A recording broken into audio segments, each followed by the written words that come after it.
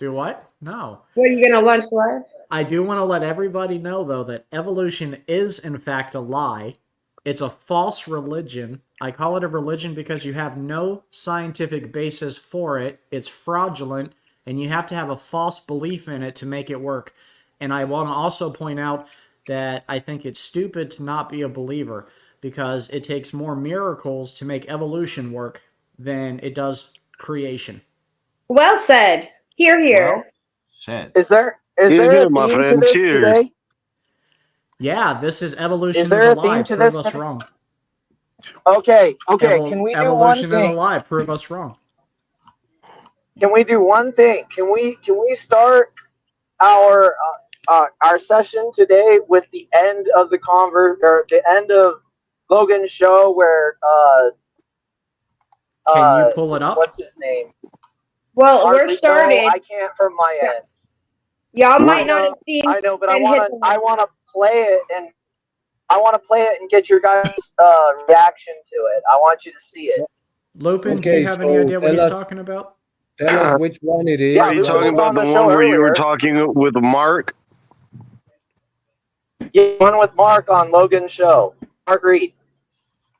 If anybody's on the computer, can they pull that up? I'm on my phone right now. Tell me which one though. Like there is one stream per day over there. I can catch up. I'm not It's the latest one. I forgot what the title is. I think it's got like a green thumbnail. Oh, wait. So we make a show for Mark to come on, and he doesn't show up. I mean, let's give him time.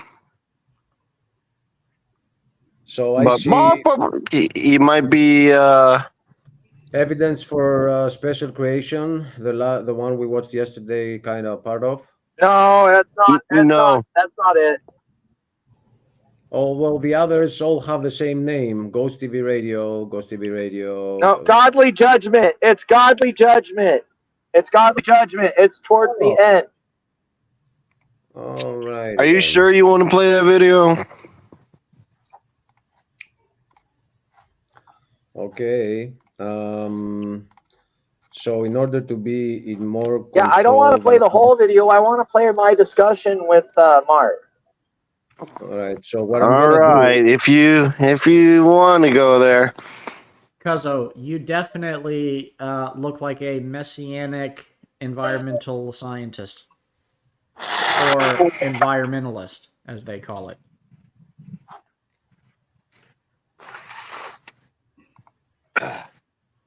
Well, what did we find, gentlemen? Hey, Well, Brother Stump. Because I'm back. You're back from the yard? Yeah, they give me 10 minutes to work out. I'm back in solitary confinement. Here. But I'm here. If you give me a minute, I'm going to look up the timestamp for you there, Achilles. It really, truly would be helpful, Dustin. Hey, I got a suggestion. Why don't we play it back here and determine, rather than play it live? And in my opinion, I don't know, but if Dustin knows what he's doing, that's fine. Well, we're already live, Stump. Oh, we're live already? We're live now, buddy. Oh man, I'm going back to the yard. Okay. Okay. Oh, I love Stump. Oh, yep. And so do the other prisoners there, from what I realize. Hey, watch it. Them stories about jail are not true. No, they say that he's the chaplain. I'm hoping that a atheist like Dret will come on today, because I would love to help plant some seeds and help them out of that confusion that they have about where they come from. But I'm not going to let any characters like, Aiden come on today. Far from it. That bridge is burned. And those that are very cocky on the comment section, Okay, start at 1 hour and 20 minutes. Okay. Oh, and I can verify that Dret is not Big Bad Mama. What did you say? Ow. You verified it, or did you ask him? No, because they were talking about him, and Big Bad Mama mentioned him, like talking about him.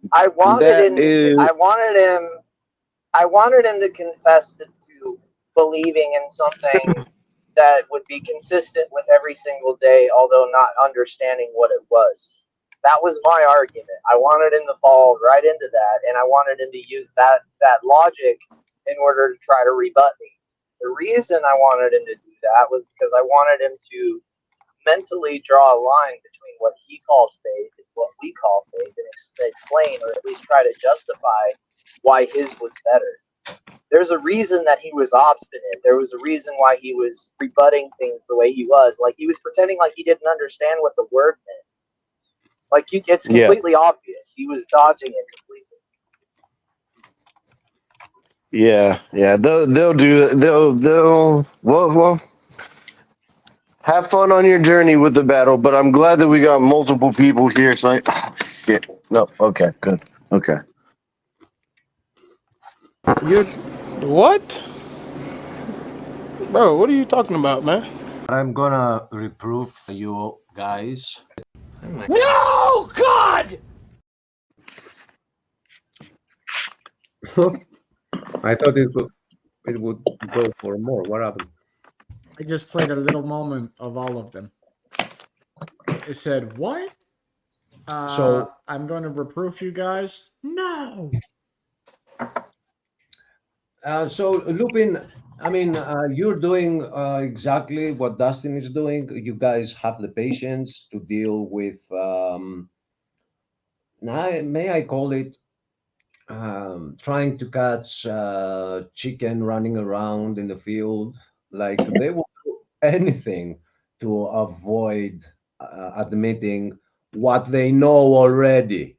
But, I mean, at the same time, look at that episode we did the other day. That was so fruitful. So there That's are why- some out there that want to really know. We just got to filter them out. We have to filter out the Aiden Lindens so that it doesn't pollute the Dretz. Because I think Yeah. people like Dretz sat there and he thought.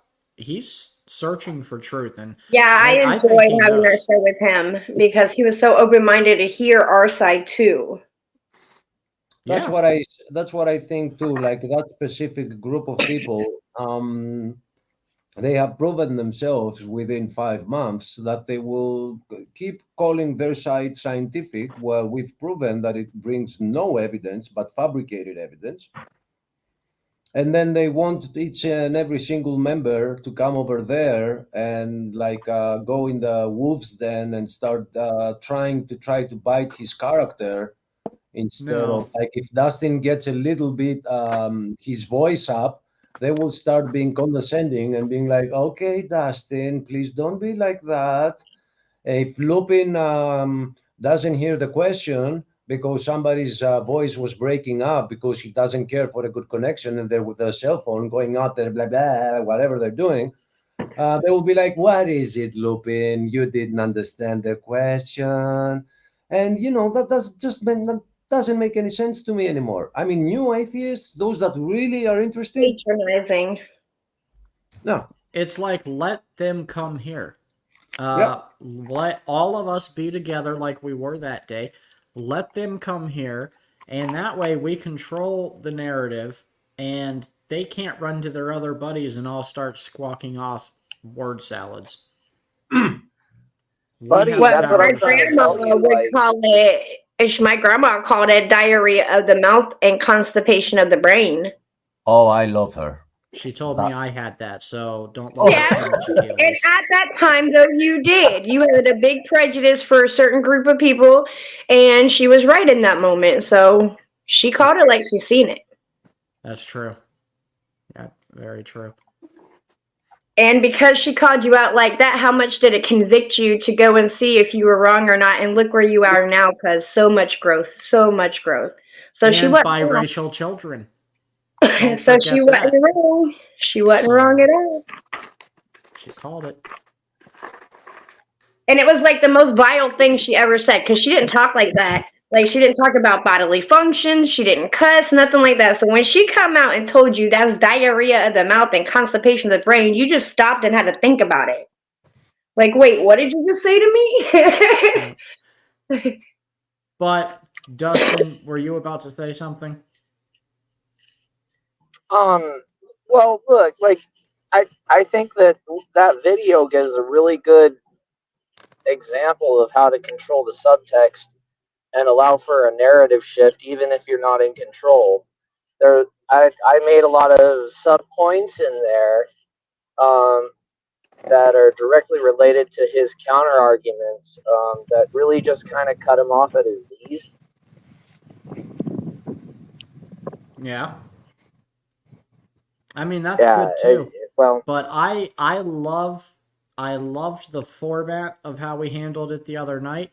I thought that was the most effective and fruitful way it's ever gone, and I think that's the route to take. But if you are confident to go just toe to toe like you are into these Lions dens for their side, then I don't discourage it. Go ahead, man. I encourage you. Do what you feel like you're led to do.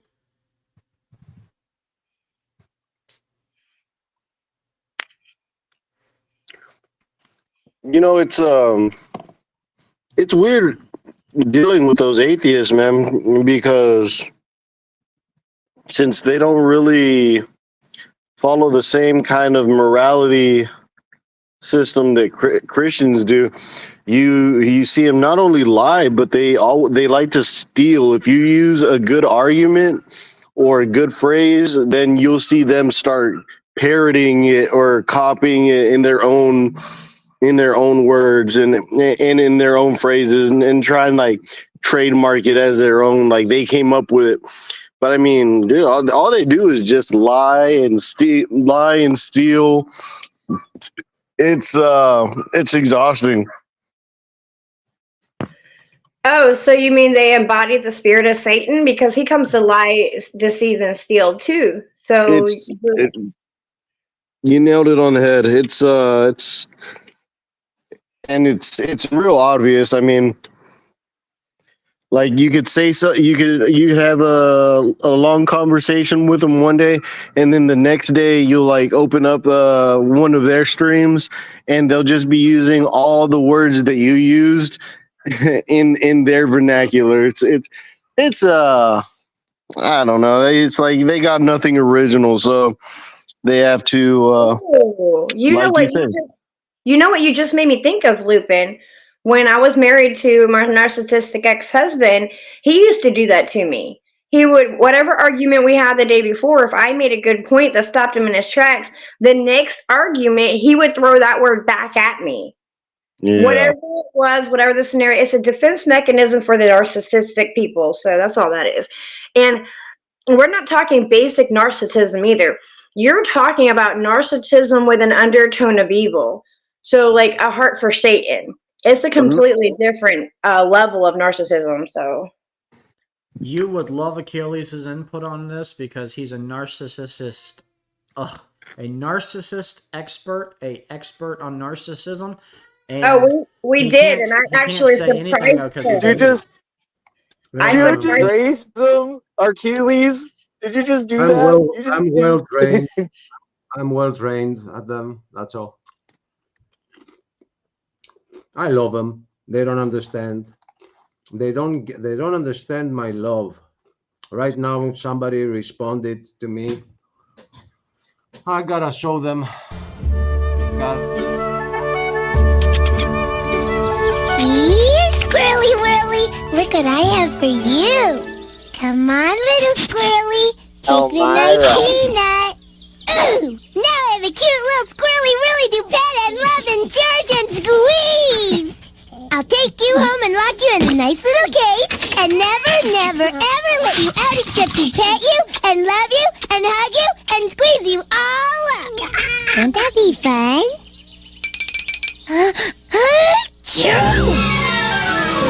Oh, come back!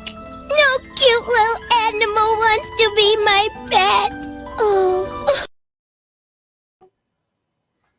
And today's example of that is that base theory is right there in the comment section, and he's telling me that well, get over here, give us your proof for evolution. Who typed I'd rather study God's word? Was that Stump? Yeah, I think that was our brother Stump. I hate to see him go. We could have got into some Bible study. Well, Stump, if you're listening to this, we can do some Bible study. Come back. But I do hope this gets to Base Theory, who was the one who was out in the comment section earlier. And I hope he's ready to go toe-to-toe. And that goes for any atheists that want to come defend their false religion. Yeah, but what they Bring that based bullsnot in here. Let's yeah, what he let's have us a truly little bit of turkey. You what are he, the weakest link. Goodbye. who's going? What's going on? Okay. What they are trying to do, like a base theory type of guys, is get you over on their channel, and after you bring whatever evidence you bring to them, and they go around them and do exactly the same behavior as other atheists do, then he will create a thumbnail about you and say, creation is completely destroyed, and this is gonna be like over there for whoever has 2 hours of his day to watch. And no, we're not gonna give you that. If you have something to say, get in here, bring the proof of evolution. We're waiting on you. You know what? From now on, when y'all are talking evolution with these atheists, and then Dustin comes in with the missing link comment, I'm just gonna have to start, because it tickles me and I think of it every time, but I've never said it. So next time I'm saying it, and he's like, "Where's your missing link?" and they go to answer, I'm gonna be like, "You are the missing link. Goodbye. You're the weakest link. Goodbye." Yeah. Like the TV show. None of y'all remember that? Okay. Yeah, and it's no I longer do. about me. it's no longer a missing link. You guys can't even find the chain. Yeah, there is no chain at all. Like, what missing link? I mean, wherever you touch the theory, it's all lies, all fabrications, and they teach them to children, and their soul is gonna suffer a lot for what they do to children. Look, I only have one link, and it connects me to God. Sorry, I'm created. Amen. With purpose and intention, and divinely, and without mistake, error, or flaw. And it says it right there in Genesis. If anybody can pull it up, when God created man, He created man. He did not create a monkey that became a man. No, you had authority to name that monkey, but you wasn't kin to him. Yeah. I mean, God created slime and told the slime, you gotta wait for a little bit of 1 billion years, and then you're gonna get separated into male and female. Then a couple of billion years later, you're gonna You grow know what legs. kills me? Here you are pouring out this exclamation that they use. And it takes so many words and so much explanation. And it makes me sick to my stomach that you could sit there and write a whole fable, an entire book, chapter book, about this fake theory to prove your point that still has so many holes. It's like a strainer trying to hold water. And yet our explanation is so simple. It takes very few words. It's because God said so, because God did it. The end. And to add to what my sister says, not only do they sell it to children, they are forcing the children to pay for it. Listen, you're talking about a generation when we're fed lies with a spoon. We are force-fed lies and expected to accept them as truth because we're told to. You have a conditioned generation after generation cycle that says we're lying in your face and you'll accept it, because if you speak against it, we will make you the enemy. We will chastise you. We will make you the problem. You will be the enemy of the world. So either get on the boat and pretend like you see the same fairy tale we're putting to you, or else we're going to isolate you and chastise you and drive you into a corner all by yourself. And the thing is, we're facing a timeline where we're going to see the great deception in our face. Do you think that Satan's warriors haven't been out there laying the stage for that deception for generations? Because if you believe that, you're a fool. Because let me tell you, this has been a work in progress on his end just as long as we've been trying to work to win souls for the kingdom. So the point being, if you want to believe these farcities, that's your choice. But in the end of the day, it comes down to the fact you were presented with the truth. You had an option and you chose to believe the false narrative because it made you more comfortable. But I'm going to tell you right now, as for me and my household, we're going to serve the Lord, and I'd rather stand alone against the entire world with my God than stand with the whole world against my God. So, well, we need to start pushing through Congress that if evolution is allowed to be taught in public school, then creation should be able to be taught in public school. absolutely agreed, because they have equal amount of proof if you want to go to that topic. It's not illegal to teach creation in school. You just get fired for it. It's not illegal to. What it should be illegal to do is illegal to discriminate on that basis. Now you have something that has teeth, and now you have something that will actually change the system. Because that's what it is. That's what they have. They have a system that states that you cannot discriminate against evolution. It's not that it's protected in any other right. And this is why that lies in the textbook seminar from Kent Hovind is really good, because it goes from this, because you hear a lot of atheists say, oh, well, Kent Hovind wants to remove evolution from the textbook. That's really, he doesn't want to do that. He just wants to remove the lies because they're putting evidence in there for it as if it's a fact. You know, if you want to say it's a theory, that's fine, but you're lying about the facts to prove your theory. So and I think it goes a little bit deeper than that too, though, Lupin, because I believe it's also an agenda to force our children to believe what they're told and not question anything. It's 100%. Like, this is what we're telling you. Don't think outside the box. Don't look for yourself. If you don't believe what I'm telling you, you're the problem. Let me work harder to condition you. Because we're not allowed to put any opposing view into that system. So where they have laws to protect their perspective being presented, they also have a code of conduct that prevents us from presenting our platform in any educational setting. So even if you want to do it like that, we have to be real. We are fastly becoming a minority as Christian believers. And if we don't start standing up and making our voices heard, it's going to be the saddest thing you ever seen as far as silencing the Christian population. We'd have to do it like today or tomorrow, and it's too late, I fear, because it would take at least 10 years to motivate people enough just to start speaking out. And I don't think we have 10 years left. And you say that, as you say that in my head. Dear Tabitha, we don't have the time, and this is not, but the Bible told us that we will be the minority. It never told us that if you work hard on it, you can fix this. It didn't say that. Absolutely. It said that this world is going to deteriorate and completely burn out. And God's word is the one that remains, is the only thing that will remain.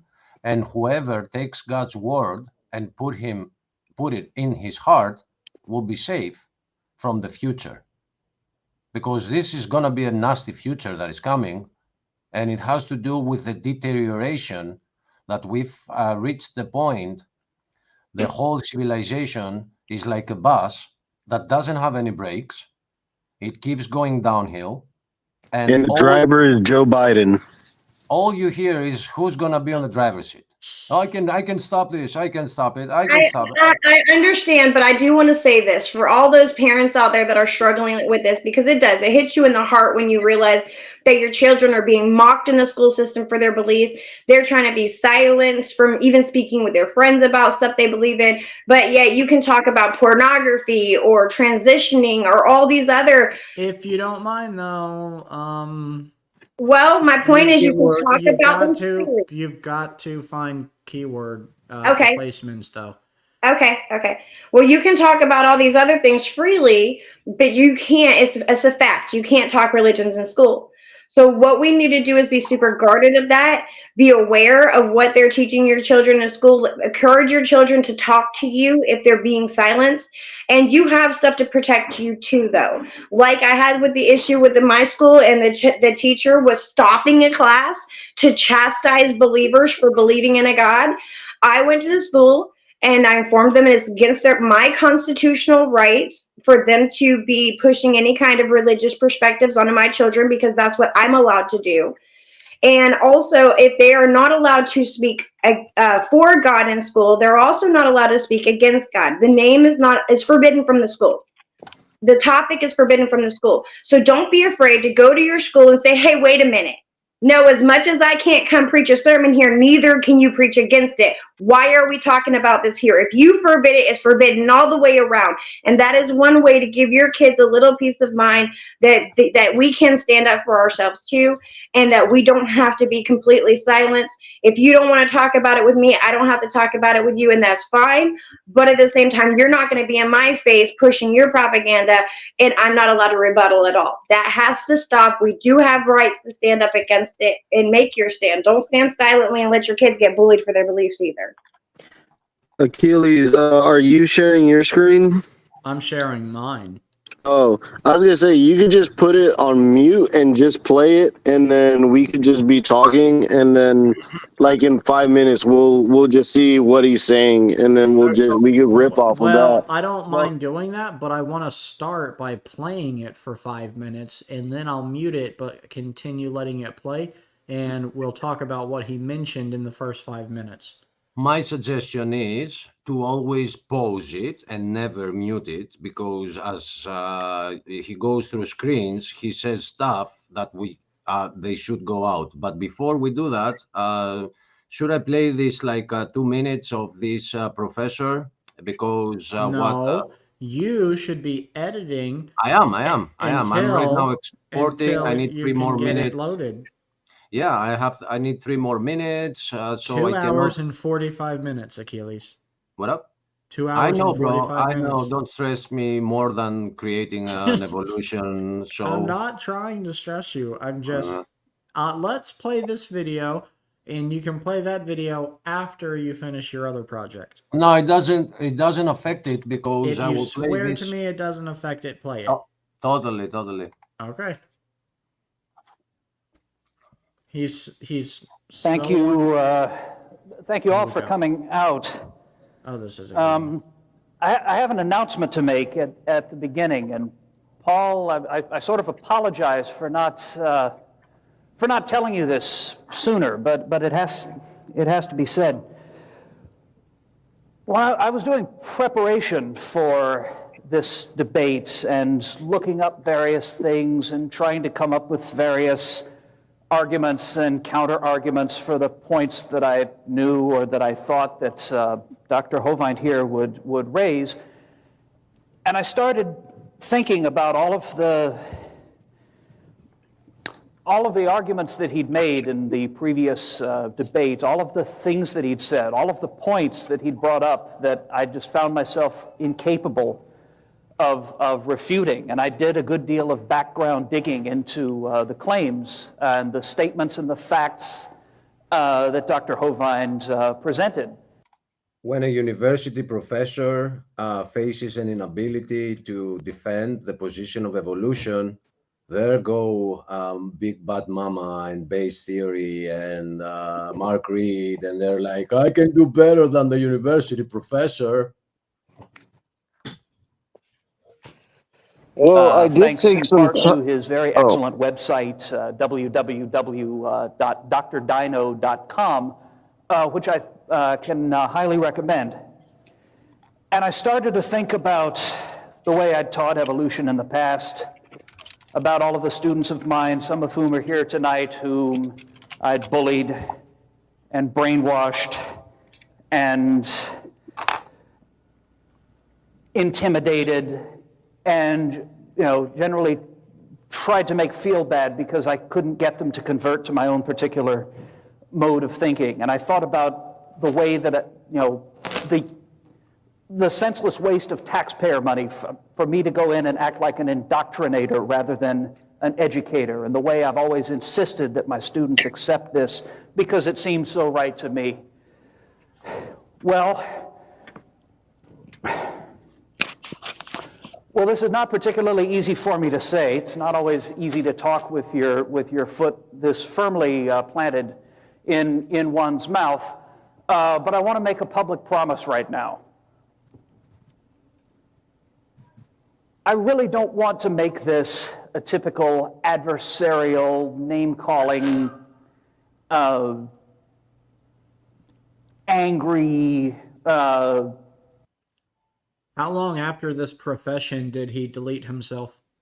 Oh, dang! You know what? You took my joke. I was gonna say after he played this the other day, and I was gonna say after that he was never seen again. ... You know what's funny is I bet you could not find a single other YouTube video about this guy after this. I'll tell you his name if someone wants to look that up. I gotta find it in this. I already have a video pulled up and waiting. All right, you beautiful people. I am going to go and get charged and get in prayer and get centered and ready for my in 2.5 hours debut. And I want y'all to have a great time. And I hope you influence for God tremendously and silence Satan repeatedly during this episode. God bless. Have a wonderful time. See you in a little while. See you in a bit, my dear. So let's just one more minute and then stop it. Mocking debate, the way I sort of remember the last one as having been. What I'd like to do is make this a learning experience, because from here on out, whenever I teach my evolution class, which I have to do because it's what they hired me for, I want to add a creation science section to it. And I want to learn about what it is I should be teaching, because I come from a very secular background. Thank you. Thank you, all of you. Well, clap too. Thank you.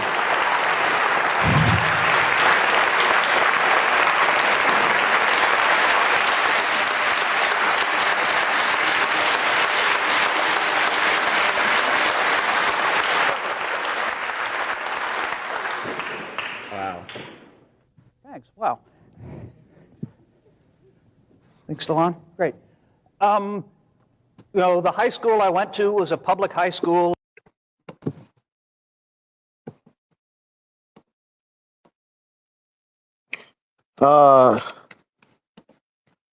Wow.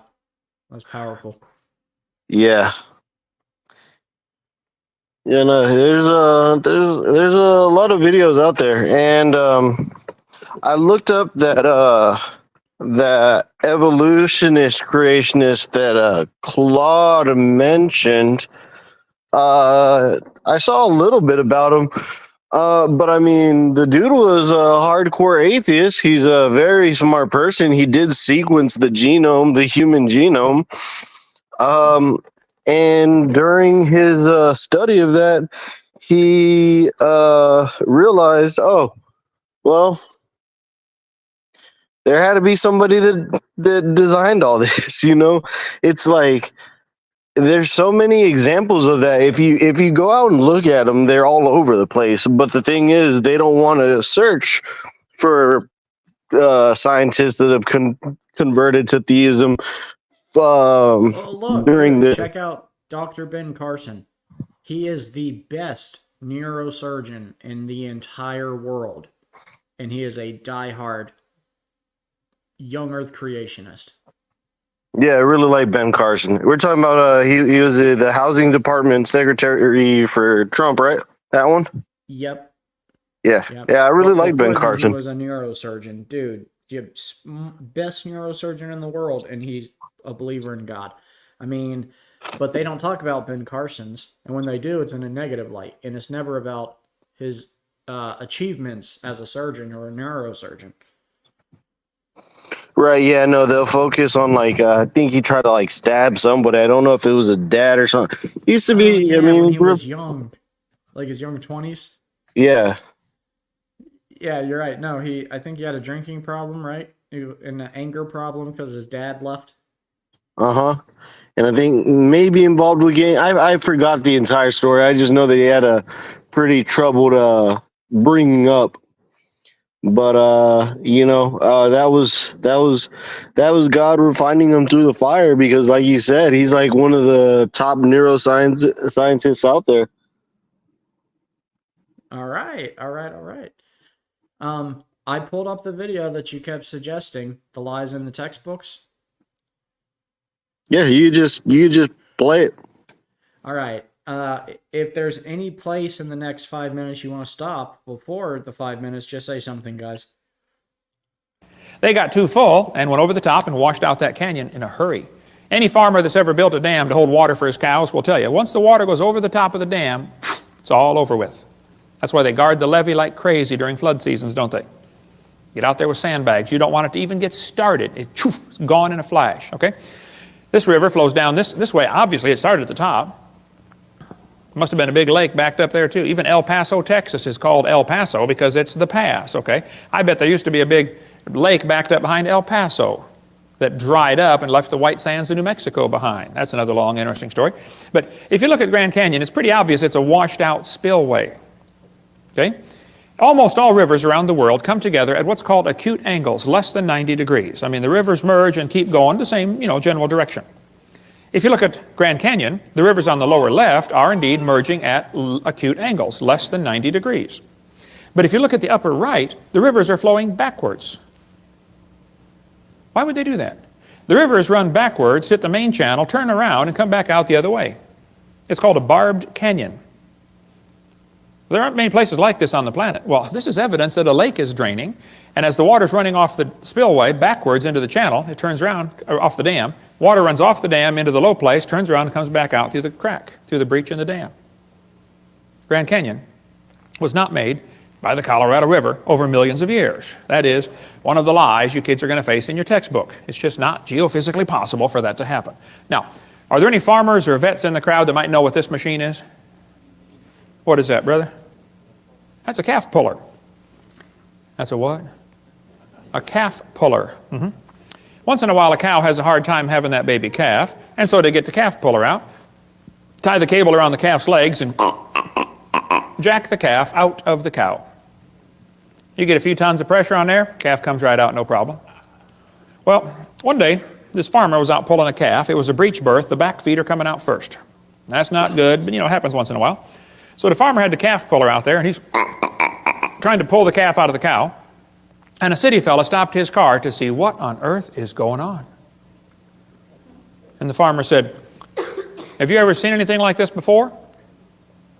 The city fella said, "I have never seen nothing like this." The farmer said, "Do you have any questions?"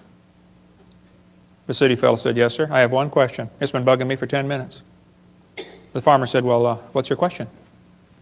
And the city fella said, "How fast do you figure that calf was going when it ran into that cow?" No. We're not separating the wreck here, fellas. It's possible for two people to be looking at the same thing, and one of them is getting the wrong idea of what he's looking at. The Bible warned us that was going to happen. Knowing this first, there shall come in the last days scoffers. Did you know there are people that scoff at the Bible? I deal with them on a regular basis. I attract them like a lightning rod. They scoff, it says, because You Okay, who put that guaranteed comment? that promise, Lupin. That comment. Here, Yes, atheist. Willy. Come on. And I It's a stopped nice it peanut. right after Dr. Hovind said, "I attract them like lightning." Yep. Where are they? Silent Night. Oh, that's what they're singing. Silent Night. Look, here's the funny thing, man. Oh, here he is. Speak of the based theory, which I call the, I don't know. fake Somebody theory? clip that. Somebody clip that. We got the lightning rod, and then we got lightning. That's going to be a meme later. You have to believe that will be a meme later. We have to put Kent Hovind's face on Raiden from Mortal Kombat. I just came because the guy was offering peanuts. You do love peanuts? We had a suspicion. No, but I really just came because it was just pointed out to me that y'all were live by Achilles here in the comments. Yes, Call he your did friends. tell us. Yes. You You wanna prefer tell your salty or regular flavor, Grayson? To be real, I don't really eat peanuts, so It's just Oh Tell my me you gosh! don't Don't tell have me a you got a peanut. peanut allergy. I was gonna say that, no, Lupin. I Are don't. we I don't have a peanut soulmates? allergy. I just don't really eat them that much. Oh, okay. I have a. So, Me and my dad used to go fishing a lot, and we would always get the Jack in the Box tacos. The The fried ones that you tacos. get, huh? The fried tacos. Yeah, those like ones that are terrible for you, but damn it, I'll be darned to say if those things aren't like crack. Are they still 2 for $1? Now it's probably like two for like $2.50, Bidenomics style. Worth it though. So worth it, man. They're so good. Yeah, we used to go when we used to stock up on those tacos and get flaming hot peanuts, and we used to fish all night. So Well, base theory. Did you just tell us you stocko the taco? He did. He stockoed a taco. stock up on stocko the taco. Base theory. Lupin was just telling us how stupid your religion is, and Dustin was telling us about all the flaws within the religion as a whole. oh well, I don't have a religion, so Oh, I thought you believed in evolution. that's categorically not a religion. It's absolutely So a religion. Grayson. Yeah. Go ahead, Dustin. Grayson. I don't even know where to start, to be honest with you. Great question. There's so much. What's the menu du jour these days? What's your area of expertise? I don't really know how to answer that question, but if you're looking for evidence for evolution, I mean, all of the validated predictions of evolution would be a good place to start. Validated predictions, like point to one. Sure. So obviously, all the transitional fossils that we find are validated predictions, such as we predicted, hey, humans and chimpanzees are very closely related. So they probably had a common ancestor that had mosaic qualities. And then we found Australopithecus. We did the same thing for Tiktaalik, did the same thing for Archaeopteryx, whale evolution, synapsids. I could go on and on and on. There's like hundreds of examples. You can go on and on and on. You can go on and on and on, and thinks that if we stop on each on that you bring, we're gonna find that the evidence is not really there. We do not relate to monkeys. You still are looking for the missing link, and that is official. And we are attacking the whole chain, because wherever you touch the chain, it's not just one link that is missing. Like, even logically, nothing makes sense out of that theory, but you believe the evidence exists, and that is what we call religion. If you have to believe in it, and we call it a religion. Okay, so not even one single sentence of that was true, in fact. I mean, Australopithecus exists. right Well, now, are they walking around right now? Wait, hold on. What do you mean by that? Australopithecus exists. I'll clarify. Australopithecus fossils. It's a monkey. Okay. So it doesn't exist. Lupin, one by one, guys. One by one. Unfortunately, I don't know. Based doesn't know this, so I'm gonna let him know. Everybody else on the panel knows this. I am working on a video. I'm having some hard time with the copyrights, and I have like only 2 hours to get to it. And the 1 hour, which is right now, I have to do things, and I am so stressed up, which for me personally is a super bad time to bring up the evidence for all the things that are not true. And I have to leave you to the other fellas. I have to AFK. Right now, my editing is exporting the 88th version of the video that I'm trying to upload, and I'm transferring the 87th, and the changes that I will see, I will have to get back to editing. So the last thing I want to do now is talk about the Australopithecus, and then you move to another subject, and then we attack the other subject. I understand this is interesting, but it's not for my moment right now. So everybody knew this on the panel before we start the show. That for This me, is it's very news to me. I had no idea. Yeah, this is Yeah, we very have- convenient, Achilles. No, I was sure you're gonna say that, but my evidence is the live stream that will start in 2 hours from now, and I am the one responsible for the intro video, and it's still not through the copyright. So you might believe whatever you want to believe. Achilles, can I ask a question, please? Dustin, take the floor. Before you do, I'm gonna show him some evidence. I only have like Achilles. That's not necessary. okay. I don't have all day. Like I've This got to is me leave here in transferring- like 2 minutes. All right, Why no, are no, you no. leaving? I just wanted to ask Base Theory a question, buddy. That's it, and then I gotta leave, Okay. and then you can lambast everybody for as long as you want. Bro, Okay, bro, I love you, buddy, but I've really got to go. What I'm saying is that I'm gonna leave you to ask any question, and I'm just pointing out the fact that he says that that's very convenient. Well, that's what I'm doing, and I'm just sharing my screen. He was just being sarcastic, man. He wasn't. No, he's not. No, I actually was though. Lupin is correct. That is the correct social tone to read my voice in. I'd like. Yeah, I caught that. No, I know Grayson from the outside. He's respectful, and I can tell whenever he's being sarcastic. Trust me. You don't have to explain yourself, Achilles. Dustin. All right, good. So Dustin left. Take it from here, guys. Dang, I actually wanted Dustin to ask his question, but okay. I did too, really badly. All right, so I'll ask you a question. You said that your religion is not a religion. Tell me why. Because it has none of the qualities of religion. I don't have any supernatural beliefs. I don't have any worship. Any You don't have prayers, any supernatural priests. beliefs? No. Well, what do you call the Big Bang? A natural mechanism. There's nothing. That's a natural mechanism. Yeah, there's Isn't nothing something natural supernatural. something that repeats itself? But we haven't really seen that, have we?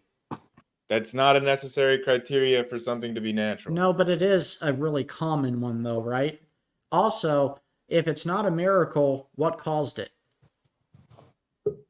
Oh, well, we don't know if there even was a cause. Doesn't that question might not even make sense. That does what you just said doesn't make sense. We don't even know if it had a cause. What was the first domino that pushed over and ignited an explosion, which, by the way, there were supposedly no elements for yet? Yeah, That's not a miracle to you? No, I see that Dustin is back. He can ask his question if he has to go, but I will talk about the Big Bang. I just thought that the topic was evolution. But we can always talk about the Big Bang. I'm open to doing that. That's cosmic evolution, though, so that does still fit the criteria. It's not evolution, but we can still talk about It's it. called cosmic evolution. Okay. What are you talking I will about? clarify that it's not. Okay, well, if we're going into astrology, what a better argument for you? Who's Lupin? You are roboting out, bro. Yeah, you sound like a robot. Wait, Lupin. Dustin, we're not going into astrology or anything. Dustin, what was your question? All right, before? fine. My question is, where's the missing link for the cat? I don't know. Right, nobody does. Where's the missing link for the human? There's lots of them. What do you mean? No. Okay, so it's not a missing link, right? Because if we were going to say that the link from us to monkeys was another monkey, then the link would be the monkey, not us being a common ancestor from a previous organism. So make up my mind. Is it a monkey that we're... There's lots of... Are we evolved from we're a talking monkey, about, or did we evolve from a common ancestor? Which is it? That's a false dichotomy, but there's Homo habilis, there's Australopithecus, there's Ardipithecus, there's Auroran. Wait. Did you just accuse me of a fallacy? No, that's not a false dichotomy. That's the argument. That's the actual argument, buddy. Right? Like, we did not evolve from monkeys, but monkeys and humans evolved from a common ancestor. That's the argument. Yeah, but that common ancestor had mosaic qualities of both. That's what a transitional is. What was it though? Australopithecus. I just named a ton that of other doesn't things work. too. Well, no, that doesn't work. That doesn't work. The Australopithecus has bipedal. The design of the ear allows for quadruped mobilization, whereas the body is designed for a biped. Okay, that's the So one you're almost saying that complete example that you have of Littlefoot, right? so you're saying that it has mosaic qualities between both. Exactly my point. Am I roboting No, still? no. Please don't You're interrupt clear, me, buddy. Lupin. I only have a certain amount of time. Okay, no, I'm not saying that it has mosaic qualities. I'm saying that the qualities are mismatched. And how does an organism make it to evolution if you can't walk upright and you don't have the proper equipment to hold on to a tree pot properly? What exactly are you making the case here? Is that you don't think that Australopithecus was a real creature? Well, I think Australopithecus went extinct, but I don't think that it ever created a branch or was ever a part of a branch or ever had anything to do with a link. I don't think that there was ever any kind of crossover. I think it was maybe a fluke of nature, Okay, right? I so think do a you lot of agree? these. Do you agree that a creature having the traits that Australopithecus has was a prediction of evolution? It predicted that we would find such a creature, and in Australopithecus, we found it. There's problems with that. A lot of the bones that you found were found in mixed in with other monkey bones, right? So I We mean, found them if you're going to say articulated that it together was as well. not completely articulated, you're still missing our descriptions of the hand and descriptions of certain vertebrae, and I think you're missing some ribs. This just seems like a shifting of the goalpost now. Well, no, you said it was completely articulated. I'm just being factually straightforward Wait a minute. with you. Hold on, though. How is this shifting the goalpost? If this is supposed to be a common ancestor or interlink, then there should be thousands of these things found. But the only so I'll clarify. 92% full species you have found is Littlefoot. Yeah. Can I so ask a I'll real quick clarify. question? So there's, if I could they only clarify, have one interlink. if Like I could that just one clarify, little horny monkey did all that Let damage. him talk. Let him talk. Yeah, if I'm allowed to clarify, initially I was saying that no, I never ever said completely articulated. That I said that we do find articulated skeletons, meaning that that the thigh is articulated with the hip, or like the arm is articulated with the shoulder. I never meant to imply that there's completely articulated every single piece found in one specimen or something. That was never my claim. So I wanted to clarify that. And then I wanted to clarify that the reason why it was shifting the goalpost was because he was saying that, or at least implying that these Australopithecus found were just like mixed in with a bunch of other monkey bones, and it was just human and monkey bones all mixed together. And I was saying that the fact that we find like more ape-like versus more human-like qualities literally articulated together, like with the shoulder or the hip or the neck, then that You'll would grasp at anything, won't you? And so, but my main point is that that's why I was saying it was moving the goalposts, was because I was using those articulated examples to disprove the fact that these are just pits with a bunch of different species mixed together. Well, no. When it comes to Littlefoot, you're right. 94% of that skeleton was found in the same place. And while I have to admit that there are some of the hand pieces missing, there is no signs of predatoration. I don't think I said that word properly, but I think you understand what I mean. You're talking about predation? It didn't die, huh? It wasn't preyed upon by a predator. Can I ask my quick yes or no question? Go ahead, Lupin. Just real quick, Grayson. Whenever you're talking about Littlefoot, let me just ask you this. I've heard Dustin's answer. How many cases have we found? How many either fossils or skeletal remains of a Littlefoot have we found? Of specifically Littlefoot? That's the Australopithecus, right? Okay, so you just want to know how many different individual Australopiths have we found? Yes. In terms of individuals, I think it's around 300, but a lot of those are just like single bones. So like if you're talking about like more complete individual skeletons, then probably like a dozen or so. So the number is fairly low, very low. I don't know if I would say that's fairly low. I mean, how many? I mean, we're in double digits. I was just gonna say that's Triple about digits. equal to like T-Rex or most other specimens that aren't just like trilobites or whatever. I mean, we find thousands of. I mean, we wait, find wait, thousands of what? dinosaur You mean bones. we Yeah, but those do? are We different find species thousands of dinosaurs. dinosaur bones. Yeah, but again, dinosaurs is a huge umbrella. There's multiple species within that umbrella. It's not just one genus like Australopithecus. And again, the total time in the evolutionary model that dinosaurs existed was like hundreds of millions of years. So, Okay. Well, that was just my yes or no question. I'll let Dustin continue since he's on a limited time frame. Go ahead, Dustin. Okay, my point earlier is that if you're going to claim mosaic qualities, right, then we should see them run throughout the whole genus, and we don't. Monkeys are designed and they have the proper hardware and software to run the whole show, right? Humans, we're designed. The one difference between us and monkeys is when monkeys are born, they're 90% ready to go. As a baby, when we're born, we can't do anything for ourselves. and Australopithecus was in between that.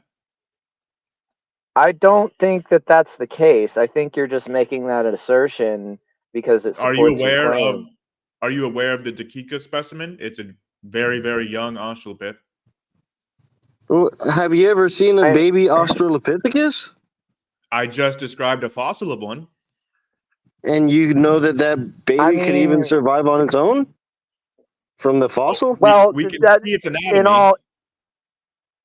In all fairness, it's conceivable because a lot of the animals that we find in nature today are fairly ready to survive right out of the mother with very little intervention. I'll grant that premise, but I mean, if all we have is fossils of I mean, you can't claim for a fact that could do it. You could take what we see now and apply it to Australopithecus, like you said, Dustin, like a baby monkey. It doesn't take very long for it to figure out what's going on. You know, where I got to go, who are my kind, and you know how to do that. So why don't we see any more fossils of like the interlinks between the interlinked? Like there are so many. Supposedly fossilization is very rare. We don't. Supposedly fossilization is very rare. I listed lots of examples: Homo erectus, Ardipithecus, Aurori. Right, those are all between Australopithecus in that chain. Yeah. Are humans Homo erectus? You can't prove that. You cannot prove that. You don't actually have DNA was about evidence. 85 feet long and weighed between. You don't have any DNA evidence that really links these things together. I mean, you can't really prove that. Of course not. Unless not you're telling me. Not just that, Dustin. Unless you're telling me. They say it's such a gradual process that you can't tell. But then they show you these links that are so different and say, this is, I don't know, the grandfather? Like, where's the links between those? I would say that's a total straw man, and I just provided you links. That's a total straw man? Yes, and I just provided you several links between those. To a degree, it kind of was. It wasn't a total straw man, but you did kind of boister him into an argument that he's not making. Wait a minute. You just listed like what? 15 species, 15 different types, right? Maybe 10. Just between our common ancestor with chimps and humans, yeah. And you also stand by the fact that you claim evolution takes millions of years. So how many millions of years or billions of years did it take for those to evolve through each other? How long was that process? I think that the estimate for when the common ancestor for chimps and humans lived was somebody's got a lot of background noise, by the way. Dustin, can someone mute Dustin real quick? My bad. But the estimate, at least from what I remember, was between like 6 and 9 or 7 million years ago or something like that for when the common ancestor for humans and chimps lived. No, but I'm talking about the 10 to 15 you just named off. Yeah. From start to finish, how many millions of years apart are they? From the first one you mentioned, how many, Yeah, how many millions of I years? think like I don't know. I have to look it up actually. I would think like about 5 to 6 million. Okay, so 5 Are or you on 6 your million computer or years. phone? I'm on my computer. I'm on How my about you, Grayson? Okay. computer. So what was the average lifespan of Australopithecus? Do you have any idea? I want that answered, but go ahead, Dustin. It says that the estimate is between 6.1 and 5.7. So I was in the correct ballpark for Auroran. Okay, so I think it's ridiculous to claim that I presented a strong man when you presented 10 to 15 examples through 6 million years. You would expect to find a lot more interlinks between. So, Well, the last one I listed was Homo erectus, which is like 2 million years ago. So then, yeah, irrelevant. Like you presented less than 15 examples for 6,000 years of 6 million years of history. That is not enough. That is not sufficient, and therefore you can't claim that it's a strong man. Why not? I mean, because like, it's like 12 examples. Yeah, but you're claiming that's not enough. But like, I would claim that one example would be enough. No, because you still cannot claim that that thing is related to me. All you claim is that you have found a species. Yeah. So I want to be clear about what my point is. I'm not saying that this proves anything. Okay, I'm of the position that science doesn't prove anything. It just provides evidence for or against hypotheses. But that's besides the point. My point with this was that evolution predicts that a creature with features that look like this should be found. And then we found them. That's all I'm saying, is that it was a verified prediction. I mean, that's an assertion. That's an assertion. We don't know that it was a prediction. It wasn't necessarily the fact that somebody maybe found something, brought it to a scientist's attention, and then decided to make a prediction based on where the person found the thing. We don't know that. We don't know what order things actually happened in, and we're just taking it on faith based on what was somebody said. No, we do actually, because like the theory of evolution was talking about predicting a missing link between humans and a chimp-like ancestor, like long before they found the first Australopithecus. So that's still right. What you're and claiming. If you want a more concrete example of a prediction, you can look at the discovery of Tiktaalik, where the scientists literally, like on paper, made the prediction for what kind of morphology of a creature that they would expect to find. They predicted in exactly what rock layer it should be found in. And then they looked in that rock layer, and they found exactly what they predicted, Tiktaalik. Well, I mean, I can make a prediction if I have a baby and the woman that I had the baby with has blonde hair and I have brown hair, that kid's probably going to come out like dirty brown hair or like light brown hair. I mean, how does this I mean, the number of Australopithecus, I'm going to call them Littlefoots. I don't feel like saying Australopithecus 3 times every time. So the number of Littlefoot or lack thereof is, I mean, shouldn't that be causing a little bit of concern if you guys are trying to use that as a link? Shouldn't there be thousands, if not millions, of examples? Shouldn't they be around if you guys are using that as a link between human and previous animal?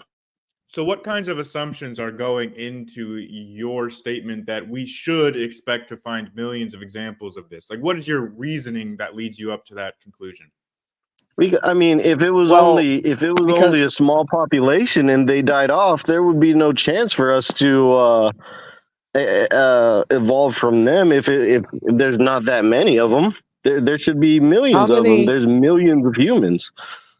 Okay, so there's 3 questions that need to be answered in order for this to make sense. How long do you expect a Littlefoot species to live individually?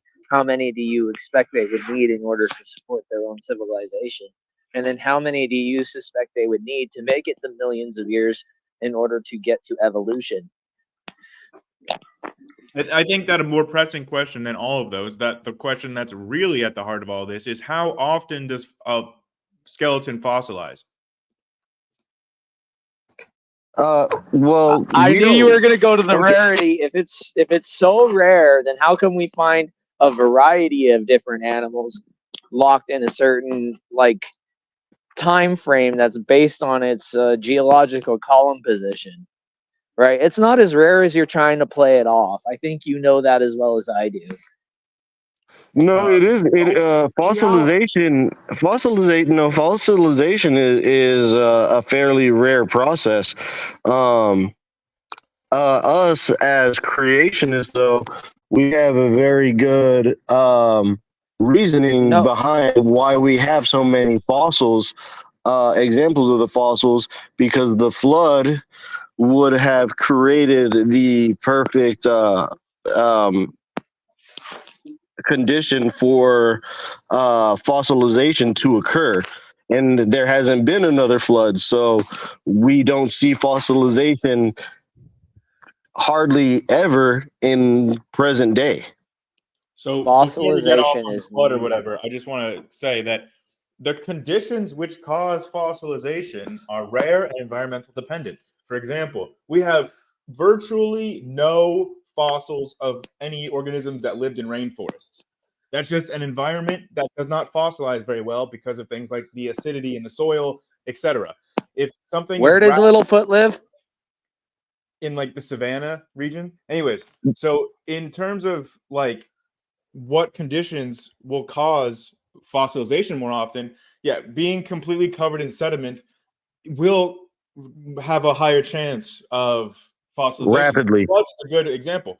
But my point here is that when you're saying we have these environments where like there was just all this fossilization, yes, those were very rare conditions that caused that in that environment, such as like volcanic eruptions or local floods, whatever. But in the environment where humans evolved in Africa, the fossilization conditions are not very good. So this is pretty logical. Okay. So I was talking to some other evolutionists the other day about how we find fossils of fully articulated whales, and we find graveyards of whales in places like Egypt. We find them in places like Peru. Essentially, we're finding fossils of whales in the desert. Yeah, fossilization of sea creatures is not nearly as rare. Mhm. All right, and also I would just say that if you're not trying to say that whales lived in deserts once, then I don't know why you'd think that this is helping your position. No, I'm saying that as a creationist, first off, we should have gone. I think we kind of got off on the wrong foot a little bit. Not me and you personally, but can you give me your definition? Can you give me what your definition of evolution is? And I guess your definition, would it be macro evolution or would it be diversification within kinds? My definition of evolution would just be change in allele frequencies and populations over time. So macro evolution? Do you believe in macro evolution? I kind of don't think that there's like a good delineator between micro and macro. To me, it's like asking like what's the difference between like a foot and a mile. It's just about scale. Well, okay, let me try and bridge this gap here for you. So macro evolution would mean that one kind of animal turn into a different kind of animal. So just keep it simple. I'm not going to use big fancy terms. I'm just going to keep it simple. Okay. So an ape creature evolves into a human over time. That would be a case of macro evolution. Microevolution, which I agree with Dr. Hovind whenever he says this, that it's a lousy term because they use evolution. I think we just notice whenever people have babies or animals have babies, there's new DNA that is formed, and that new DNA is going to have slight little changes in it, but it remains within its same species. It doesn't change species. And we, as I don't want to speak for the entire panel, but I believe most of us do agree that that does take place. We do observe that. Can I ask another question to base theory? Does that sound fair to you though? To me? Yeah. Yeah, sure. I mean, I've debated Kent Hovind like multiple times about these subjects, and so Yeah, I know. obviously I've seen them. my argument is just that like microevolution and macroevolution have the same mechanisms. The only difference is the scale of time that you're looking at. So like, yeah, I mean, I would just say that there's no limit to where microevolution just all of a sudden like can't produce these macroscopic changes over time. And like creationists say that there is a limit. I say that there's not. And then the discussion just usually goes from there. So yeah, Stephen, you can ask your question if you want. But you do know that there's a limit. Come on. I want to know in, say, 6 million, 7 million years from now, how different would my skeleton look from our species in 7 million years? Well, obviously, that's going to depend on way too many variables. Like, if we crack genetic engineering within 500 years, that's probably going to change things pretty much. But if you're saying like, let's assume we don't crack genetic engineering, like you. But then, stressed. would that even be evolving? Wouldn't that turn into human? Wait, Wouldn't that turn? let's not go on that tangent, okay? If we that's just what I'm assume saying. that humans are not messing with their genomes Right. whatsoever, then we would status become, quo, like we're evolving right now before we get. Sure. Then we would become more adapted to our environment. So obviously, like the environment for which human bodies are adapted for is pretty different than the environment that we're living in now. So I would expect to see some sort of changes. And then obviously medical technology relaxes the effects of natural selection. So, we would probably, it seems like right now, most of the selection would not be from natural selection. It would be more for like. My question though is, in about 7 million years, how different would my skeleton look fossilized from an ancestor or a descendant 7 million years from now? Yeah, probably quite different. However, I want to just get through the central message here that it depends on the selection environment. So like, for example, if your selection environment doesn't change at all for 6 million years, then most likely you're not going to have that many big changes as a species. But if your selection environment greatly changes, then you will have greater changes. What is the next predicted big change? Well, humans will probably continue to get taller because taller people are kind of selected for by others, like mate preference. That's the big evolutionary jump. We're gonna get taller. I was just listing an obvious one. I mean, you just have to ask what kinds of people are having the most children right now, and those are the phenotypes being selected for. But whenever okay, if you want to take that example, we have basketball players like Yao Ming, and there are people with gigantism where they don't last very long because their joints give out very quickly. It's not really very beneficial to be extremely tall. It's usually it's destructive. Yeah. Are we talking about Yao Ming and giantism, though? We're not. We're obviously talking about like people that are like, 6 foot tall or higher. That seems to be a pretty strong preference on Tinder. I mean, I guess you have a point there, but just with the Tinder part, but whatever. I'll accept that. Let me ask you this real quick. Unless Steven, do you want to? Well, let me not let you guys get off your train of thought. Go ahead. I got my questions locked in for you. Don't worry. Just before you ask that question, I just wanted to make clear that what I was giving examples of, as like initially when I came in here and I started giving examples of these these verified predictions of transition fossils in the fossil record, that would be an example of what you're asking for, of like, one kind to another kind. Like, those are not scientific terms, but I know what you're asking about. And the examples that I was providing, like Australopithecus or Tiktaalik or whatever, would be verified predictions of evolution showing exactly that. I mean, it's kind of like a prediction, but I don't know if the conclusion is correct. I get what you mean, but I'm just saying, like, if you have a theory that says, I predict that we should find a fossil that has characteristics like this, and then we dig and we find a fossil that has those characteristics, it's either you got to say that it's a coincidence or it's onto something.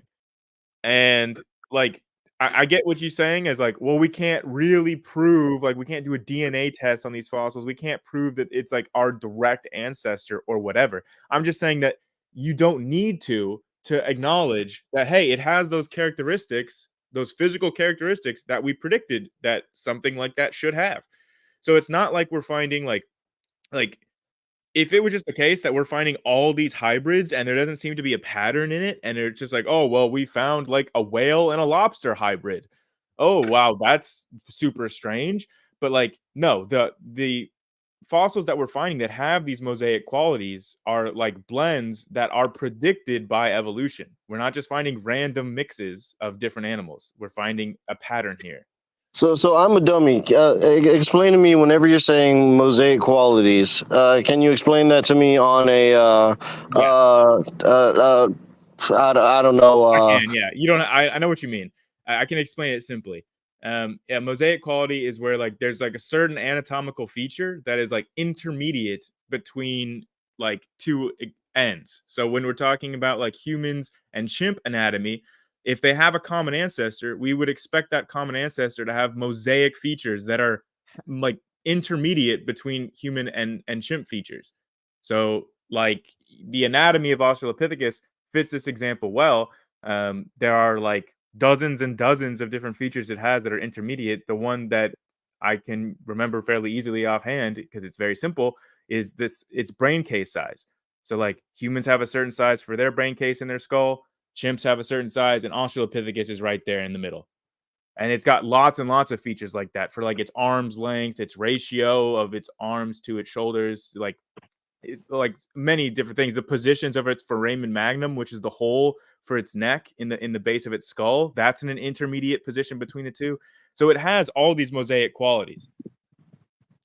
Yeah, but I mean, it still doesn't take away. I mean, that could just, as far as I'm concerned, you're just describing an animal that had some kind of human-like features. I mean, we find animals that have some human-like features now that live, but you guys are finding a very small amount of them, and all that's really kind of proving is that there was an animal that had some type of human-like features, and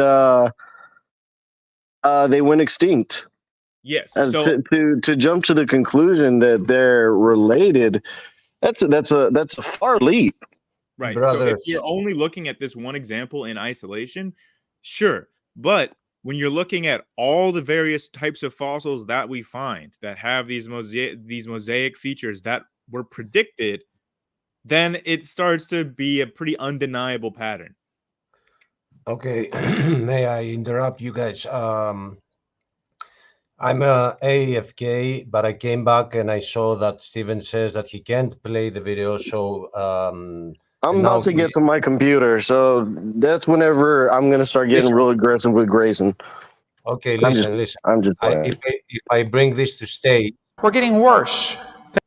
if I bring this to stage, now that I paused it, if you look at the thumbnail at the bottom, do you see a play button? No. What? Who changed that? Okay, wait. Wait, real quick. Just to answer this question, since it was directly asked or pointed to me, that no, Lupin, that would not be evolution, a kind changing into a totally different kind. That would be transformolution, hence a straw man. Please see number 5. Bring it back up, please. Oh, okay. I took it out because I thought that you were not talking about that. And no. I'm glad you brought that up. Okay, here it is. Is it?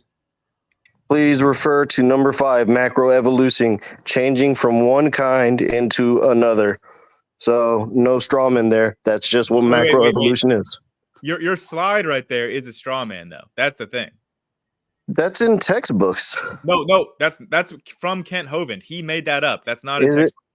Well, no, well, wait a minute, guys. Let's stick to one point at a time. You have been having this discussion about that one thing, which is Australopithecus and all the other stuff. So we can get to how nothing is created out of everything, or everything out of nothing, I'm sorry, or how stars are needed to create the elements, but the stars cannot form without the elements. We can get into all of this, but later on. So the first thing that I brought up for you, because I am away from the computer, and I brought them up, I thought they would be used, but I came back and I saw that somebody cannot play it. So that's why I unshared this screen. This is a subject for later. And I shared this screen, which is a video about the discussion that you Things guys are falling apart. So now that I have it on the stage, can you guys see the play button at the thumbnail at the bottom? Yep. But okay, I want to dialogue a little. Well, how long? What are we well, trying to show that's him? why I ask. That's why I ask. So you press play and you stop it when you think you don't wanna stop it, because I gotta be feeding and get done with things, because I have 9 minutes to the transfer, which gives me another 5 minutes for the upload. I gotta see the copyrights. I gotta get back. In 9 minutes, I'll be back. So I'm giving you control of it. All right. I think we already had plenty to discuss. I don't think that we exactly need a Kent Hovind. Also, when we found one tooth, and from one tooth we created the whole animal, and from that animal we also drew its wife, and we call it a missing link. And we've done similar things for each and every single item that you're bringing up, like, oh, we have this or we have that. No, they have not been addressed. So they are right there in that video. These are things that we know for at least 30 years. And if you attack the one that brought them to the surface because, oh, that's Dr. Hovind, then that means that this is a straw man. No, the whole thing is a straw man. It doesn't matter who speaks. It doesn't matter who speaks. What matters is the evidence. Achilles, there's really good news though. In 7 million years, we evolved to like 7 different distinct species, and in the next 7 million years, we're gonna get taller.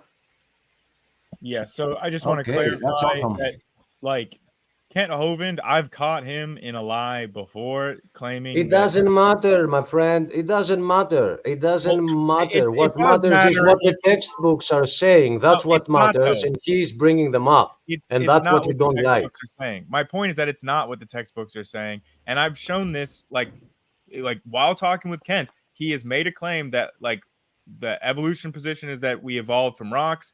And he cited a certain scientist. He shouldn't have done that, because I emailed the scientist. I asked him, is that what you meant? And that scientist said, no, that's absolute nonsense. So again, I just want to show. Wait. One thing at a time. One thing at a time. I know. My 9 minutes. My 9 minutes have become 7. It's the same thing. You got to let me just finish this thought right here. No, because what you said is not true. So I'm not going to let you finish it. It is true. Simple. What you said is not true. It has nothing to do with Dr. Hovind quoting some other doctor. It has nothing to do with that. No, it does. Did the earth, guys, hold on, wait, one second, hold on. Did the earth become what it is out of a molten flaming ball, which also got hit by the moon at some point? Then it made it a molten ball again, and at some point it cooled down, it became rock, and then slowly it started having life. Is that the official theory that I can get in any textbook, or is it not? Yeah, but you're trying to warp that into saying that life came from rocks, when actually that's what it means. No, you're not letting me clarify. Heart of flesh, you're trying to put me in some sort of gotcha, and when I try to explain the full position, you cut me off before I can explain it. But that's what it means, doesn't it? Why are you trying to escape it? We all came from a melted rock. Don't let me. Just let me let me explain to you why it's not, okay? Because life comes from organic materials that did not come from rock minerals. Those organic materials were present in the accretion disk that formed the Earth, but they were not rocks. At no point did that organic material that formed life ever was a rock. That was a Okay. big dodge. I'm sorry. I'm Wait, Luca, sorry. I how? just you convinced me. I'm done. I'm convinced now because yes, that Okay, good. definitely we didn't Ruben, come from a how was rock. that a dodge?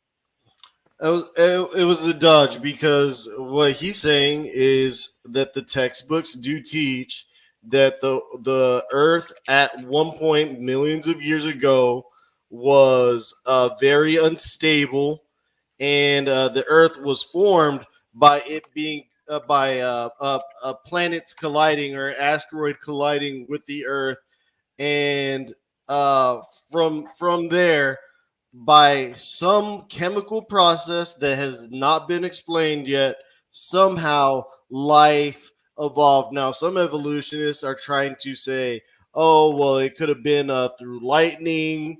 Or some type of something, but it's all theoretical. They have no actual evidence for it. So, But how is what I said a dodge, though? Because I was addressing specifically the material that became life in all the abiogenesis theories, which is organic material. And I was addressing how at absolutely no point in time was that organic material ever a rock in the theory at all. You'll not find that in any textbooks. Wait a minute. And Hold up. Wait. So when did the theory change from the radioactive sludge on rocks? primordial soup. it was When never did that not- change? there was Well, no point in which that was ever the theory. That was never, ever, ever the theory. No, It was in a lot of textbooks. no, it wasn't. Why certainly why is primordial soup seared into my brain from school? And you're saying that wasn't taught? Right. Did I I said radioactive sludge. That's not primordial soup. Okay. Well, okay. Look, Steven, whenever it comes to Grayson, let's not treat him like some of our other militant atheists. Because I want to be honest with you, Grayson. I respect you. I disagree with you on pretty much everything. But wait, was but it I find not you primordial soup on rocks? Is that not the theory? No. I would clarify that there is no theory. There's only competing hypotheses.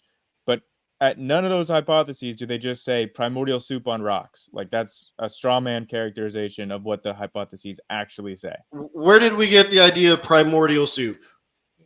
Cartoons? I don't know.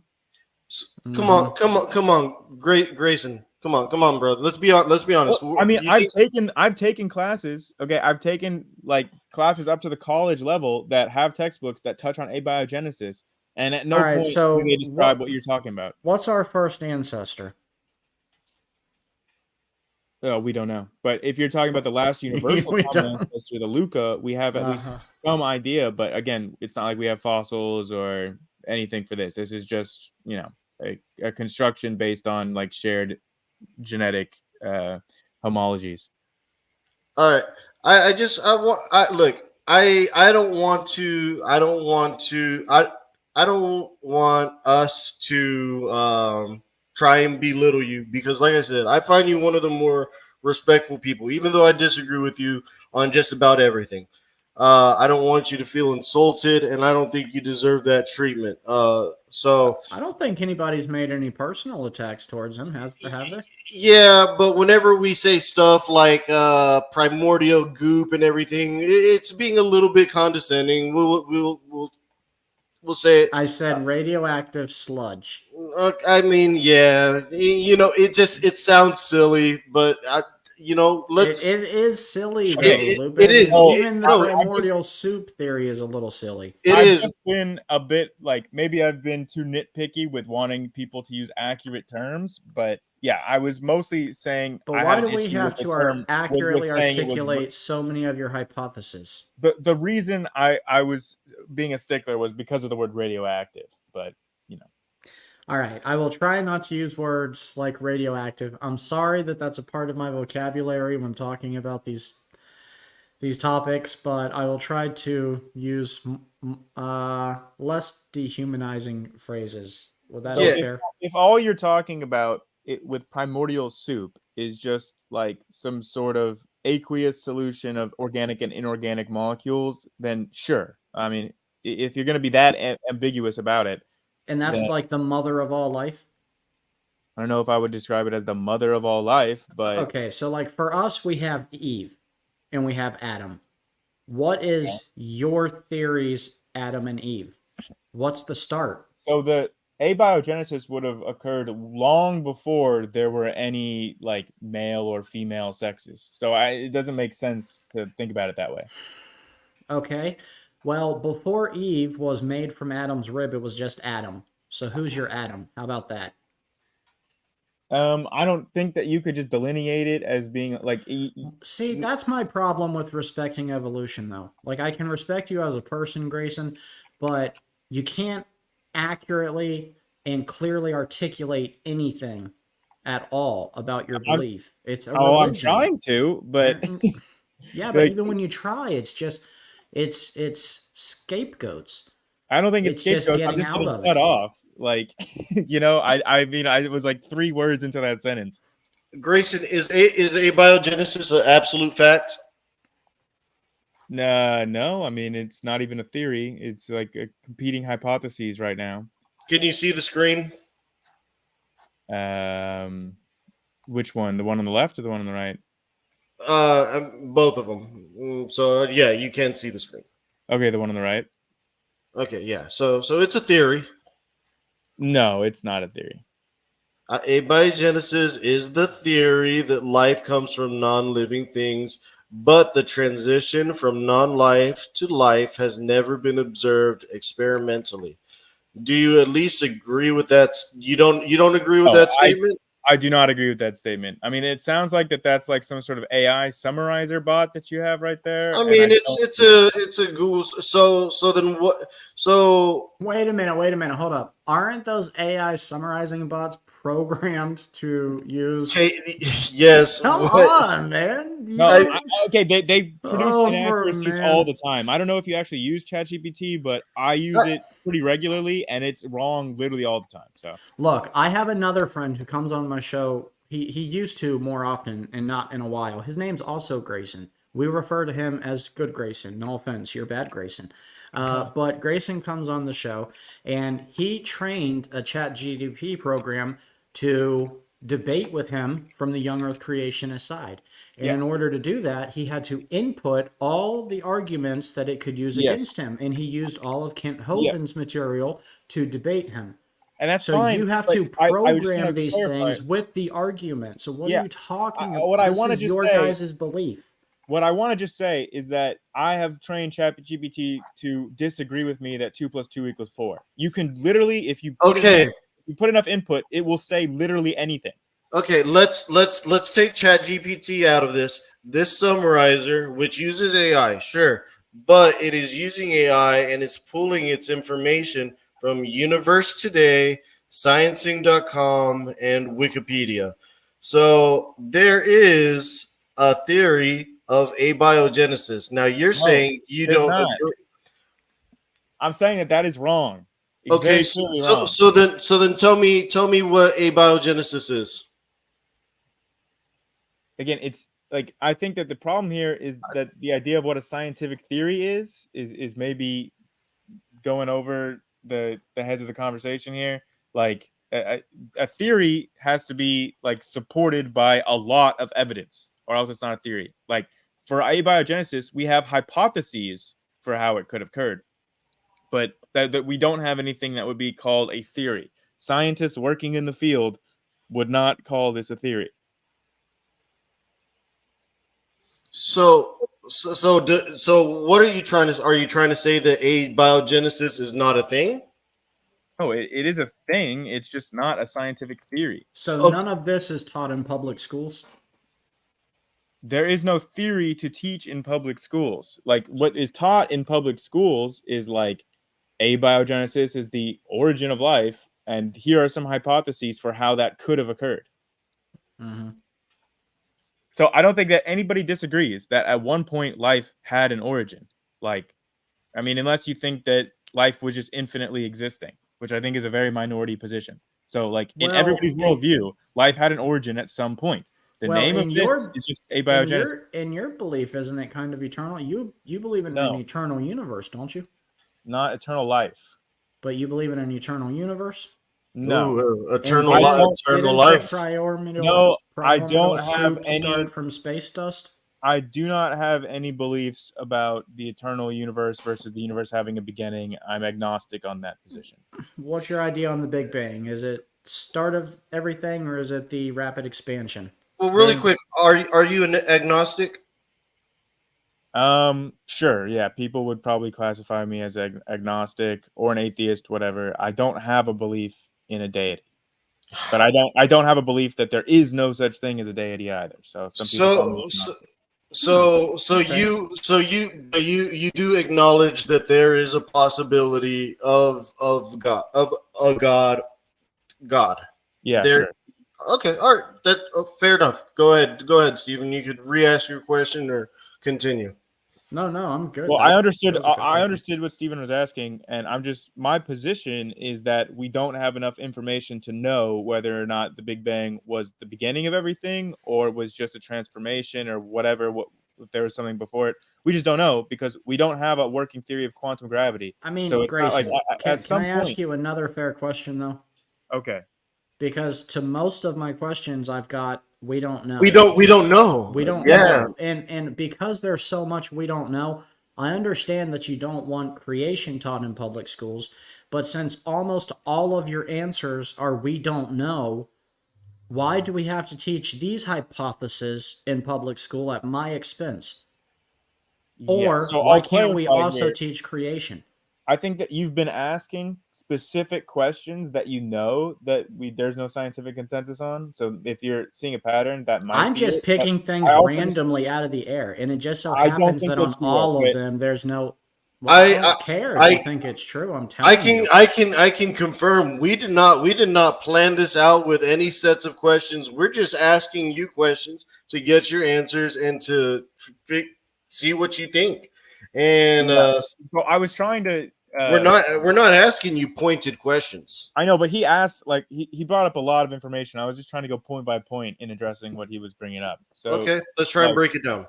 So yeah, so simply because we don't know about the singularity of the Big Bang or whatever, or the origin of life, that doesn't mean that we're just completely clueless about the universe and evolution. Like, we do know evolution happens. That You're breaking up a little bit. Hold on, wait a minute. You're breaking up. Give your mic a second to catch up. I heard him fine. Did you? Yeah. Okay. You may need to close that now, Lupin. It may be slowing you down. I'm sorry, Base. Go ahead. I heard you. Okay. Where was I going? Oh yeah. So you were telling us how you don't know. Yeah, I was saying. Well, no, I wasn't. But I was saying that evolution is not just a hypothesis; it is a theory at this point, and it is useful. So I think that it should be taught in schools. If what you're saying, if what you're saying is we shouldn't teach abiogenesis in schools, okay. If what you're saying is that we shouldn't teach the Big Bang in schools, I do have a problem with that because there's tons of really good evidence for the Big Bang. I would say that if you want to teach the Big Bang theory, that would be fine.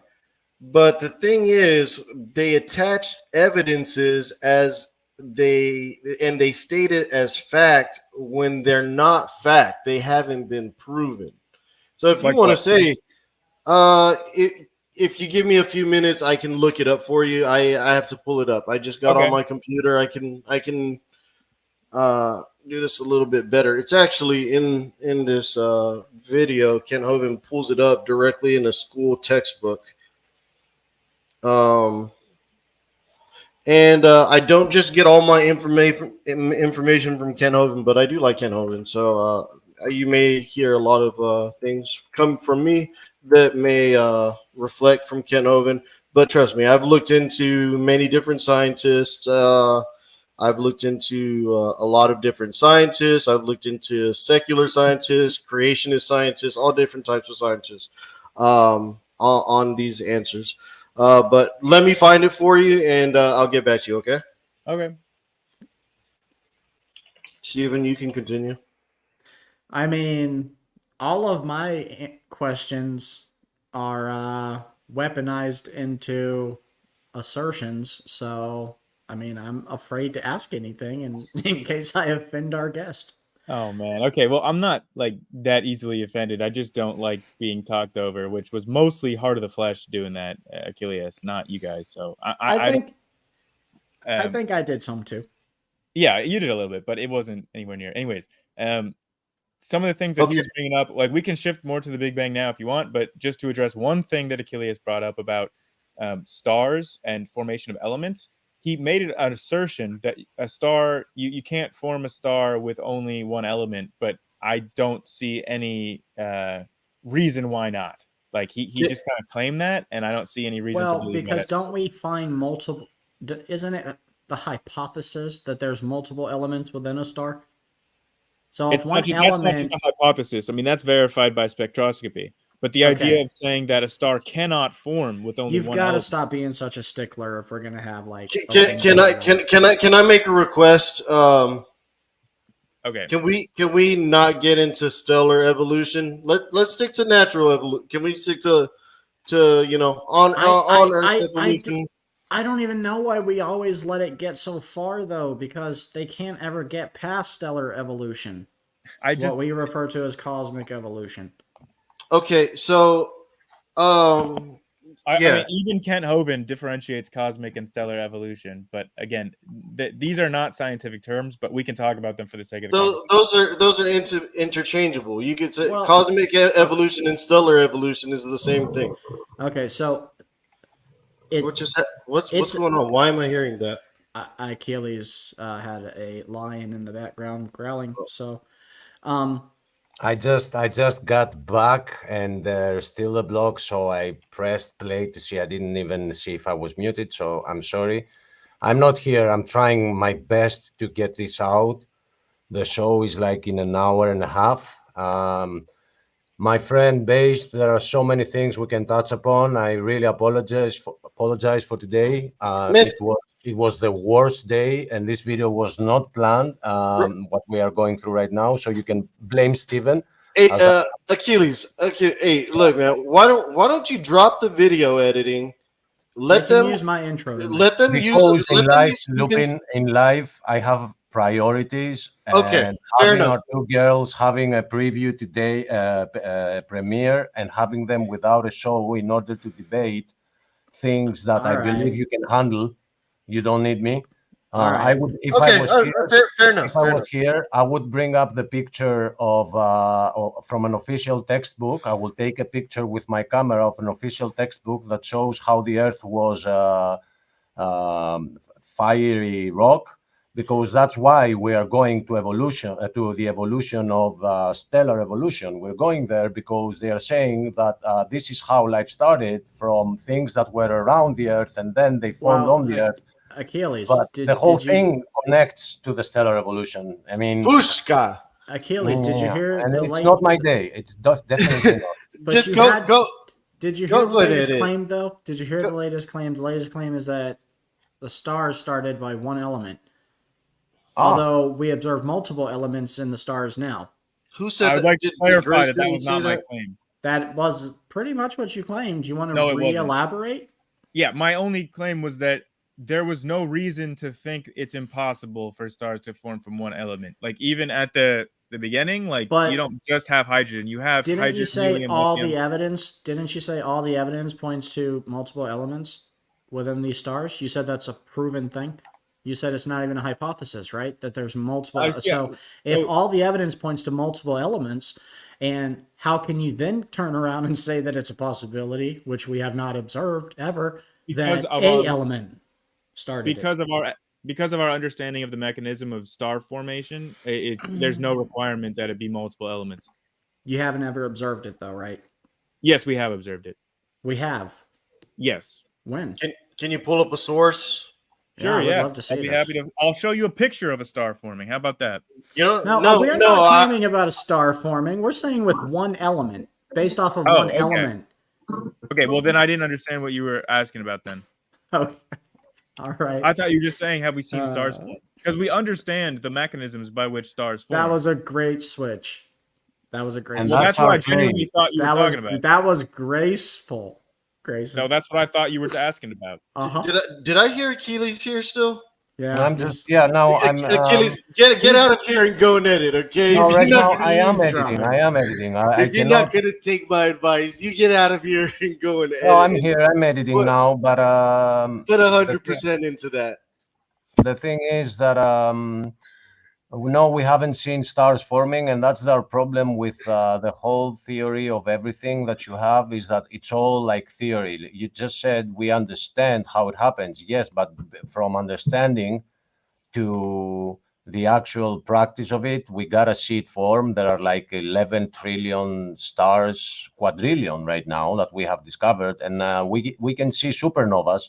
We cannot see stars forming, and after picture on the screen right now. after this has been an issue for many years, then NASA came out and said, "Oh no, look at it! Look here! Do you see this little dot? It just formed." So that for me is not evidence. Here we're seeing the accretion disk forming around the protostar right here in this picture. Okay, that's. Do you know how long this remains there? Yeah, a long time. Like 4 to 8 times the history of the Earth. So it's just there. Just so you know. False. Well, that's false. No, it's not. This is a nebula, and we see many nebulas, and there is something that happened there. I'll give you that, but it's not a star forming. That's for sure. No, right here in the middle of that picture, you can see the accretion disk for yourself around the protostar as it's coming together. Zoom into So the accretion wait disk. a minute. What is happening? All those things that are outside, those things that are outside, those things that are outside are now going into place, right? Like it's not an explosion. It's the other way around. It's going into an implosion. It's not like a galaxy that not has a an super. implosion, but it's an accretion disk, yeah. And we've also observed other accretion disks. This is just a nice, cool picture of it. But we've seen accretion disks forming planets and stars. So we don't know what this is going to form. Do we know Do we know for 100% for a fact? No, bro. We suppose. Yes, that is a protostar in the middle. But you said that this could also create planets? Yes. Yeah, well. And JWST, the James Webb Space Telescope, which this was a picture from, has also observed accretion disks forming with water in them already. So my whole point was that in the model, at no point were any of the material that became life through abiogenesis, none of that organic material was ever a rock at any point in its existence. I'm sorry, wait. Can you repeat that? Can you repeat that again? Yeah. So, like in abiogenesis, in any hypothesis of abiogenesis, you start with organic molecules. My point was, at no point in the history of those organic molecules, of the atoms that made them up, at no point were they ever a rock. They were not, like, just saying that the Earth formed as like a molten rock is not saying that life came from that molten rock. That's not, you're trying to make that equivalent, but that is not the case. So then where did it come from? The organic molecules, like I've already been saying. And where did the organic molecules, how did they get So here? it's from the disk that is outside from the formation, right? They are waiting outside for the Earth to cool, and then they land from the gravity that gets created, right? No, not necessarily, but yes, they are already present in the accretion disk as the planets are forming. No, not necessarily, but yes, I like that. And then they land, and then we are waiting for the comets to bring the water because the whole process requires water. No, that's a little bit outdated because of these James WST. I'm trying to explain here because of these. Okay, go ahead. I'm trying. You need to stop talking for me to talk. I mean, let him talk. Let him talk. God dang. Okay, so careful there. Okay, sorry for taking the name. Lord's name. You don't take our Lord's name in vain if you don't even know he exists. It just slipped because he literally would not stop talking over me. Anyways, the water formed, like the water that was in the accretion disk, could have still formed on the Earth without having to fall in terms of comets. It could have been there the whole time. Like there's nothing impossible about that, and it's part of our current understanding about How these. can the water be there if the Earth just cooled down from being a fiery molten I don't mass? know if this is new information to you, but water can exist as water vapor. Oh my God! Doesn't And heat you call that evaporate water science? And you vapor? call that science? I mean, you don't call that Yes, super water faith. vapor is definitely known in science. Yeah, but isn't it Okay. also known to evaporate with heat? Yeah, but it's not like it just Yeah, leaves the but earth. and the world was molten lava, and you're come on, dude. I I mean, don't understand. seriously. Wait. And Why? you're Steven, saying this please, back Steven, and forth crap you believe isn't a faith. Steven, why can you not imagine that the atmosphere when the earth formed had water vapor in it? Why is that not imaginable to you? Because there Because was Yes. you're no using the atmosphere. word you're using the word imagine. If you have to use the word imagine, I'd rather see Okay, these fine. things being proved. I'll use the word comprehend instead. Okay, how about this then? Let me try this. Grayson, why can't you comprehend that God created all of this and that God created man and that Oh, I it's a can comprehend that unique, easily. special creation? I could easily comprehend that. Could you comprehend that he loves you enough that he Sure. sent his son to die for you? Sure, that's all very comprehensible. We're talking about evolution right now. Let's keep it on evolution. We can get into our beliefs and everything a little bit later. Let's give him a fair shake at this. This is going to be a fun one to play back. I mean, but it's hard to get straight answers though because he just it conceded that is. heat dissolves vapor. It evaporates. Yes. But then he's saying it's possible that there's water vapor to exist after the earth cooled down. Like it's so. There's nothing contradictory about what you just said. Absolutely, Yes, it is. No, I'm trying. I don't understand why you can't comprehend this. Honestly, I'm being totally honest here. I really don't get what you're not getting about this. Like, yes, heat causes water to evaporate into water vapor, but that water vapor stays in the Earth's atmosphere. So, what is the problem?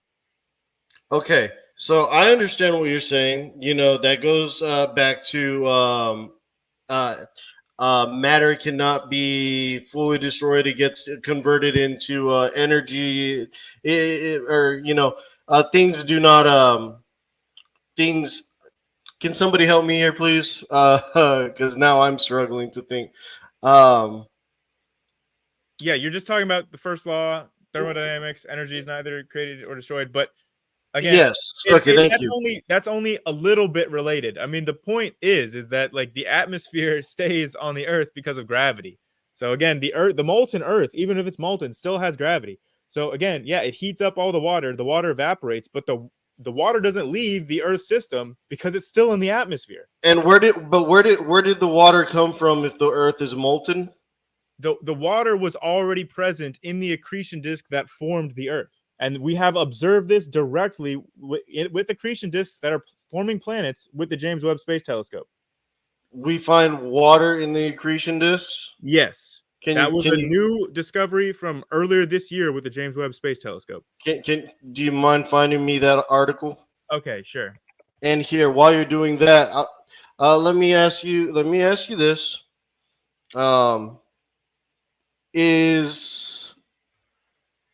One second. I open up so many tabs and it's nowhere near as bad as Achilles. That guy has millions.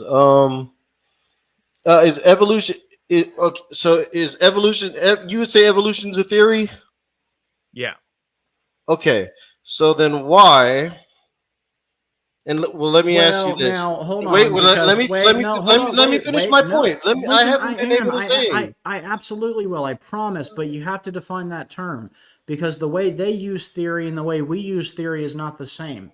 They use the word theory as an established fact. Let me finish this, okay? So then, would you agree with me that this should be removed? Oops, I hit cancel. Hold on.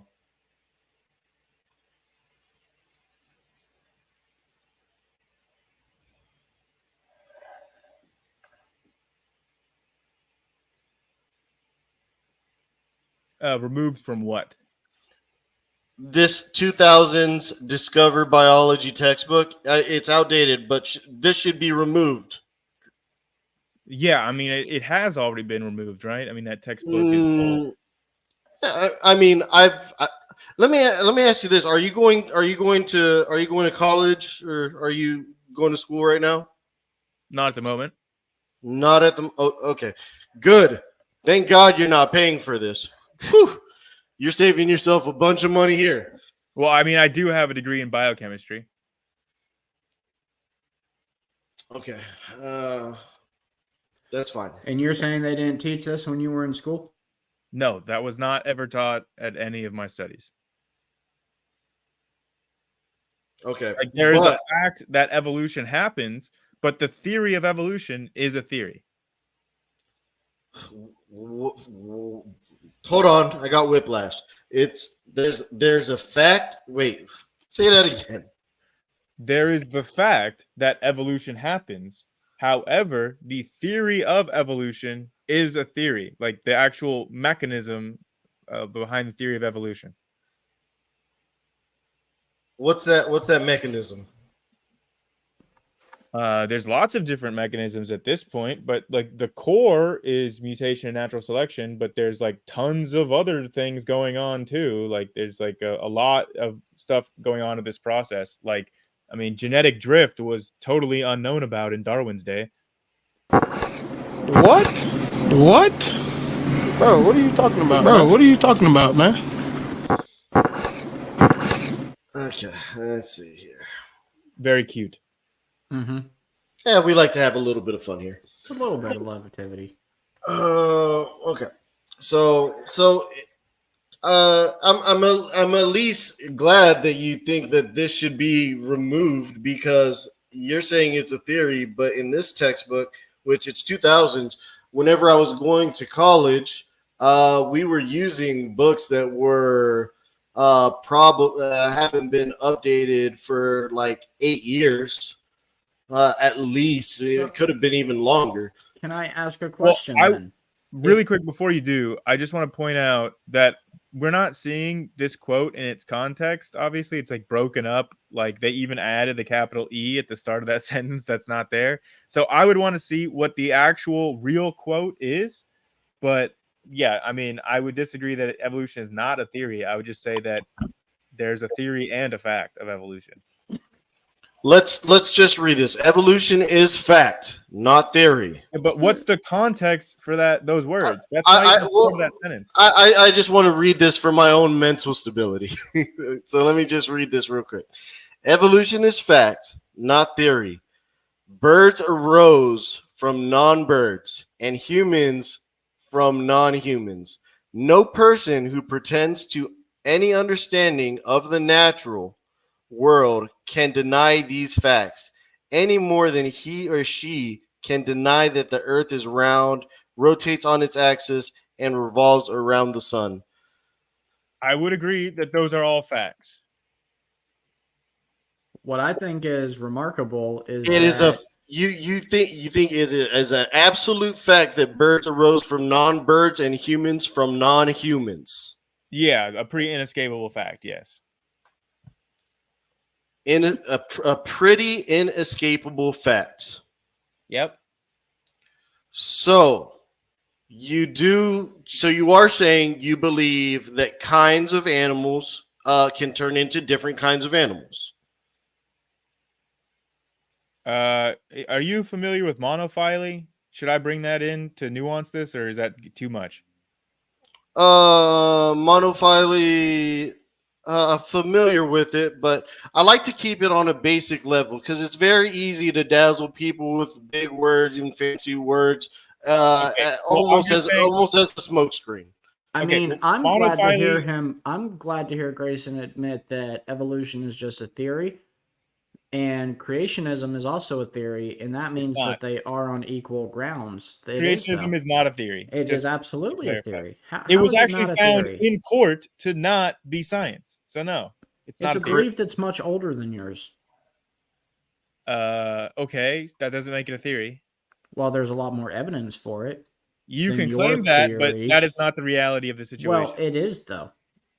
Okay, Even the so archaeological evidence is stronger than what you have. absolutely not the case. Okay.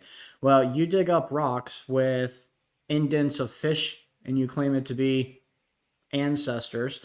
But we dig up the entire city of David, which verifies scripture because it's not foretold anywhere else, and that's not evidence. So, do you see the double standard? No, because You digging up don't. the city of David Ironic. it's like saying that if we dug up the city of New York, that Spider-Man is real. Okay, it doesn't go to what you're saying. Like there is It's specifically, yet another validation that the Bible is accurate. and there are tons of things that invalidate what the Bible is Can saying. you Like give me a for instance? Yeah, yes, please do. yes, Noah's flood. That Yep. alone invalidates the How? strict. There What is aspect of it? so That's a much very vague evidence. claim. Yeah. Oh, okay. I'm not even gonna get. I'm not Okay, even so gonna give the them some evidence actually shows that Noah's flood is impossible. How? So we have the fossil record, the ordering of the fossil record, which could not have physically occurred by hydrologic sorting from floodwaters. So if you want to say that the flood did not leave behind any sedimentary layers and there's no evidence that it ever occurred, I guess fine if God just miracled away all the evidence for it. But there is no evidence I think for there's evidence that your dating is inaccurate. I would disagree with you, but that's a whole discussion on radiometric dating. But just in Right, but terms that's of, like, the whole basis of what you argue is okay, fine. the Zircon dating. dating. How do you defend against how can you debunk zircon dating? 1 second, I'm putting on a video from my son. Lupin, that's yours.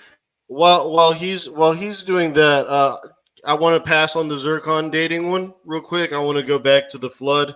Okay. You're saying that there's not a lot of evidence of the flood? No, in fact, the evidence it shows that a flood is impossible. Sir. Let me ask you this. What type of planet are we living on? A terrestrial planet? I don't know like what you mean. Are we living in a water planet? A rocky planet, yeah. Water.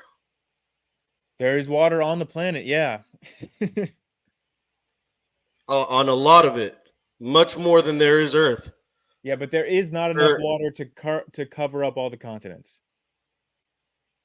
You're assuming that all the continents are as they were, which with the flood, okay, the Earth would have been changed drastically during the flood. So if the flood happened, we would expect to find a global flood layer in the geological record.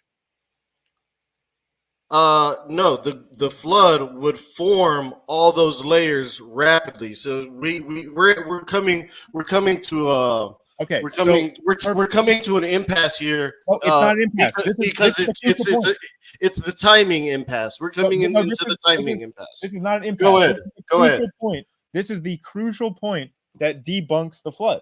Is if you say that the flood is responsible for the formation of all these layers, there are layers that physically could not have formed in a flood. Like there are layers, for example, at Specimen Ridge that are alternating layers of like a volcanic impact. So like the buildup of ash, which again, you wouldn't expect to see in a flood. But on top of that ash is a fully developed forest that is then developed into another layer sandwiched between a volcanic eruption, and then you have another full forest, and then another volcanic eruption, and you have layers and layers of this. So none of that is possible to have occurred in Noah's flood. So the example you're giving is around an area that is as active volcanic activity. Yep, around Yellowstone, and then there's also layers that like limestone layers, which are way too thick to have formed in that small amount of time and could not form in flood conditions. They require very gentle conditions to form, and they form very slowly.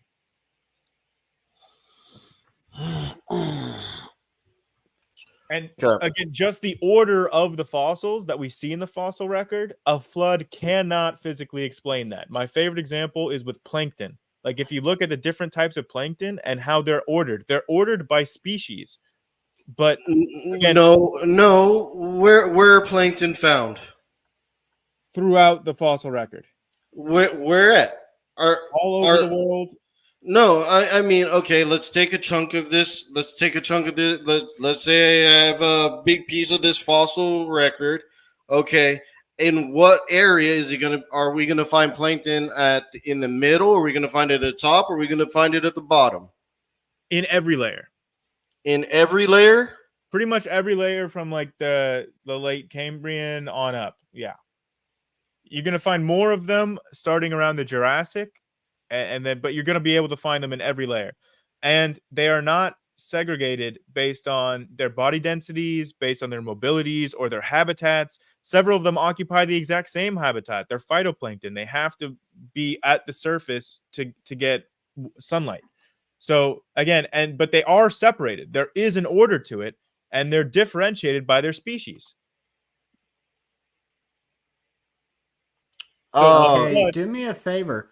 Can you show me where in this picture, in these geological layers, it would be found, the planktons? Sure. Yeah, so polystrate trees or polystrate fossils are a great red herring because there is absolutely no one who would say that the layers involved there are separated by millions of years. That's why the layers evolved there. Wait, what? No, I don't. That's not what I said at all. With a polystrate tree or a polystrate fossil, they're going through multiple layers at once. Absolutely nobody would claim that those layers are separated by millions of years apart. Those layers were laid down relatively rapidly within like the span of a decade or two. No, that's just true. I mean, that's the explanation for polystrate fossils. Guess what? Every time we find a polystrate fossil, guess what we find them in? What kind of environments? Like swampy bogs where you have a whole lot of deposition over the time. Like they're in floodplains. They're in places that will literally regularly deposit a lot of sediment and form these polystrate That hasn't always been the case, though. Every single time we find a polystrate fossil. It's not always in swampy areas. In areas that were previously swampy areas. When you say previously, do you mean like 90 billion years ago? What are we talking? At the time when the polystrate fossil formed, and we know that based on the other kinds of fossils that we find are all like types of organisms that live in swampy areas. All right. What are we looking at here, Hart? Let's see how our guest dances around this. I had to unmute myself, but I have I've lost count of my tabs. I haven't been closing this browser, and there must be like 30, so I got lost a little bit. I'm not pretty sure what you were exactly discussing. I think I was. So I wanted to ask if, in case I am completely off topic, just ignore me. Do you know what Meteora is based? Yeah, Meteora. It's absolutely beautiful. It's on my bucket list. All right, do visit because it's a religious place and they laugh at evolution. So these rocks, according to the theory of evolution, have risen up. But it looks to me like, consider me like somebody who doesn't even understand science. Like I'm a village girl. I have no problem imagining you like that. Good. Noted. So consider me like a village girl that all that knows is how to milk goats. Okay? Would it be easier to convince me that this happened because the rocks started rising, or that there was a flood and as the water was leaving, it created this formation? So your argument is that your position is easier to explain to a stupid person? I'm just saying that if I were to see that, and they told me choose one of the two, these rocks started rising up within millions and billions of years. Wait, I want to point something out to everybody real quick. You see, the way he spun that narrative is if you don't agree with his bullcrap theory, you're ignorant. I just wanted to point that out for the audience. He said, you're imagine ignorant if you don't agree with him. he said, imagine you're explaining it to someone who's ignorant of all science. That was his setup. Kinda. My setup You is that. respun it. Yeah, you did. But what I'm trying to say is that let's say I was just presented with this rock formation, and I was told that I have two options, and I didn't know about the multiplication of all the scientists, the science that exists, right? Nothing. And you gave me these two options. What would be more natural to your eyes to see that because there is like a very flat land in front here, and behind us is higher mountains, this is where the water was going through. Right. So then I would just explain the process of erosion and how it happens differentially based on material, and then I would explain the process of geological uplift. I mean, you'd have to do a whole lot of background, but again, it is easier to understand that than, oh, there must have been a global flood where all the water disappeared after. Well, you know that's my problem. That's my problem with debating. Wait, Lubin, that's my problem with debating. Like, if you don't see how water makes things round, and this did not just start coming out of the ground and it just was left that's not what I there. said, though. Wait a minute. I want to call out some hypocrisy. You pointed out in your belief that all the waters of the oceans and lakes existed as vapor in the atmosphere when the world was molten hot lava, right? And it's realistic to you that all that water vapor then turned into the oceans and whatever else from there. But then saying that our claim is ridiculous, you don't see hypocrisy in that? You really don't? What would be hypocritical about that? You think there would be enough water vapor existing up in the atmosphere to then come back down and form oceans? There's nothing physically impossible about that, unlike the flood. Yep. Right. So I'm looking at these pictures, and you have these mountain formations here, and it is a little bit pixelated, but from what I'm seeing lines of erosion that, to me, points that there was some type of catastrophic flood that would have been carrying sediment and been rushing so fast that it would have been like sandpaper cutting in through these rock formations. Do you not see that? Do you not see that? No, because erosion, like, we understand how erosion works, and we understand that you can have erosion over time forming these same formations. Like, there's nothing impossible about that. You don't need it to happen in one giant cataclysmic event. Right. I'm So then looking at this picture, and I'm like, right. You're okay. totally right. Okay. Is this just an argument from your own personal incredulity? Well, no, there is a level of under that level, discussion becomes stupid, and that's where I put the people who you show them pictures like that, and they would rather say that this took billions and billions of years to form. So you mean geologists? Out of erosion that came out of what element? So are you saying that geologists are stupid? Did the wind do it? No. A lot of geologists see this and are like, oh, there was a flood. But other geologists, yes, I'm calling them stupid. If they don't see this, I'm not saying if they see things like that, like the Grand Canyon, and they don't understand that rivers do not flow upwards, or they see this and they're like, this created itself out of millions of years of erosion of what? And they don't ask, what was it eroding it? Was it like the wind? Was it like the rain? What created this rock formation when there is a huge vast land underneath? Yeah. And flat land, okay. I'm sorry. So And you realize, you've been going on for a while now. I just want to say, like, go ahead. You realize that, like, there's a river at the bottom of the Grand Canyon. So we know what carved out the Grand Canyon. But I just want to say, Yeah, but the you know that, hey river man, I let you make so supposedly, many no, points what there. you're saying, I let you make is so not many true. points. It's Pause. not true because Pause. if you do the math, you are suggesting right now that this river was on top and it started eroding the mountain and it made it to the bottom. But if you go to the top of Grand Canyon, you will see that the elevation is higher than when the river is and starts from. So it either flows upward and went up the mountain and then it started eroding it, or there's something seriously wrong with your theory. Gentlemen, let's say hello to Jordan. Jordan, welcome. Hello.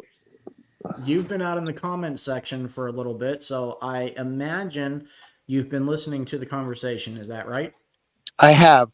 Okay, so what are your thoughts? You came in, you wait. must want to express some of them. Jordan, before you do that, Based, can you just give a quick response to what Achilles said, and then we'll get into Jordan? I think it's only fair. I'd really appreciate that. Thank you. All I was saying was that he basically did just call the vast majority of geologists stupid. He said that if you think this is billions of years and erosion over time, which is the consensus view among geology, he's saying that the very few flood geologists, those are smart, but the vast majority of geologists are stupid. And yeah, I mean, again, when you're I didn't call them saying, stupid. I said it's stupid to not to see this and think that it evolved it came out of the ground. That's stupid. This is why It I was is. going to go ahead and let Jordan get his points across. Jordan, you have the floor. Well, first off, I would like to say hello and thank you to Grayson. Is that your name, Grayson? Yes. Thank you for being a part of this debate. And this is my Stephen. This is my first time hopping on a panel when there is an atheist present. Grayson, do you identify as an atheist? Yeah. I mean, people Okay. sometimes say I'm agnostic, but I mean, I don't personally believe in God, so I consider myself an atheist. Okay. Go with agnostic, bro. He doesn't come go off with as a militant atheist. He's open to the idea of God if he was presented with enough evidence. Am I correct, Grayson? Yes. Okay. Well, and Grayson, a little bit of my background. I am a high school teacher, and I teach both AP chemistry and AP calculus in a high school. Cool. But I'll let you know it is a Christian high school, and for me, as I observe creation, and both at the microscopic scale and the macro, as we see just how vast this universe is and how complex it is at a minuscule level, for me, it just provides so much proof that there had to have been a creator. And Grayson, when we get into flood geology and all these things, for me, it comes down to a gigantic assumption of uniformitarianism, which is the processes that we see happening now, assuming, and it's a big assumption, that things have always occurred at that rate. Yeah. And that is an assumption, because if you do allow for the possibility of there being a global flood, that would cause things, for example, continental drift. It would cause those things to speed up for a certain amount of time. But if you assume, because the continents drift at whatever the rate is now, 2 centimeters or whatever, then from Pangea to now, sure, then it would have taken billions of years. And if it takes such amount of time for sediment to build up, then of course it must be billions of years. But that's assuming that things have always occurred at a fixed rate, and it's not allowing for. Yeah, go ahead. Okay, thank you. Yeah, so I just want to say, yeah, it is an assumption, but it's super rational to assume that, because we have exactly zero evidence to the contrary. If there was any evidence that any of these things could be different in the past or at all, then I would grant you that maybe that's not a justified assumption. But the fact that there is no evidence to the contrary, I think, makes it pretty reliable. And specifically in terms of accelerated rates, I think somebody has a little bit of an echo, but in terms of specifically the accelerated rates of continental movement or accelerated rates of nuclear decay, are you aware of the heat problem? Because if those processes were accelerated, that would release a tremendous amount of heat that would boil the oceans and like destroy the whole earth. No, I had not heard that problem as it relates to the global flood. Maybe my other panelists have. I've heard that brought up by atheists, but they have not brought in anything that can prove that heat Where that comes from, heat will where be that comes from is the fact that when it is raining, my brother, the heat rises. So if there was so much rain to flood the whole world, the heat would be so high. But that's not the original claim of those that believe in a flood. It wasn't just rain. It was the opening. Yes, so it was the opening of the fountains of the deep. I just want to clarify that is absolutely not what we're talking about here at all. And so please, if I can clarify here, the heat problem is acknowledged by the Institute of Creation Research, by the RATE team. It is part of their unresolved problems where they say that a supernatural miracle would have had to have gotten rid of this tremendous heat. It is acknowledged by creationists themselves. What is the heat? We'll post a link for that. What is the heat? Where does it come from? The heat that you're talking about? There's multiple sources. If you want to say that the continents were moving faster, that alone, that movement of the continents would create. Wait. Okay, no, I was wrong. I was wrong. Dude, just wait. Let me finish this. Let him finish, Achilles. Yeah. Okay, thank you. So from the movement of continents is one source that would create enough heat to melt the earth. But there's also the decay rates. If we just had accelerated nuclear decay, that would also melt the earth. There's multiple sources of this heat. Okay, now let I was gonna let Hart. Go respond. ahead. No. Go ahead, Jordan. Go, Jordan. Well, the Bible indicates that the atmosphere was different before the global flood, and that could potentially resolve that tension, Grayson. And we do have evidence of that. But how? Because we found animals that are 10 times the size. We found beavers, we found penguins, we found insects. Everything in the past was larger, meaning they wouldn't. Let me finish, please. Those animals would not be able to live in the current conditions. They would not be able to get and take enough oxygen. It had to be a different type of environment. They would I agree with that. I'm just saying that those are showing that there's more oxygen, which would cause the atmosphere to be more flammable. So increased heat would have just ignited the entire atmosphere. No, you're isolating oxygen, but we're talking about air. Air is not just oxygen. Yep. Yeah, but you were talking about a higher amount of oxygen in the air in the past, and you were showing evidence for that with the creature size. There'd be higher levels of oxygen, nitrogen. We also speculate that we walked the earth with dinosaurs, which are massive creatures if you've never looked one up or seen Jurassic Park. So that would account also for the oxygen intake. So I think that would moot your point too. I would like to ask Grayson a question now that I'm on this panel, if that's all right. Sure. Grayson, as we look at this creation, and Hart just posted some pictures of just the place that you said is on your bucket list, of just because it is so majestic. Yeah, beautiful. And you look at the complexity of what we now know, even a lot more than when Darwin was alive, about the different parts of the cell and down to the molecular level, biochemistry. And my question for you is, do you really, you've used the word rational several times. If I came across a beautiful painting, one theory could be that there was a tornado with some open paint cans and it just happened to spin them in this perfect ratio that formed the Mona Lisa. Or the more rational thing is that someone had to have made it. Are you actually saying that the human body, the human brain, this universe is just the product of chance and randomness? Is that what you believe, Grayson? No, it's not. Oh, so you believe in a creator? No, I don't. I don't see that as a dichotomy. Like, there's not just one or the other. So what do you believe in? All right. So I will make the point that if I came across a painting, the reason that I would know that there was a painter was because I have an entire like empirical history of knowing that paintings are made by painters. Like I have past experience knowing that that is a fact. And complexity alone can come about from naturalistic means without a mind or a designer. So we also know that that's a fact. So complexity alone is not a necessary criteria. Can you give me an example? Can you give me an example of complexity that has come about because of randomness?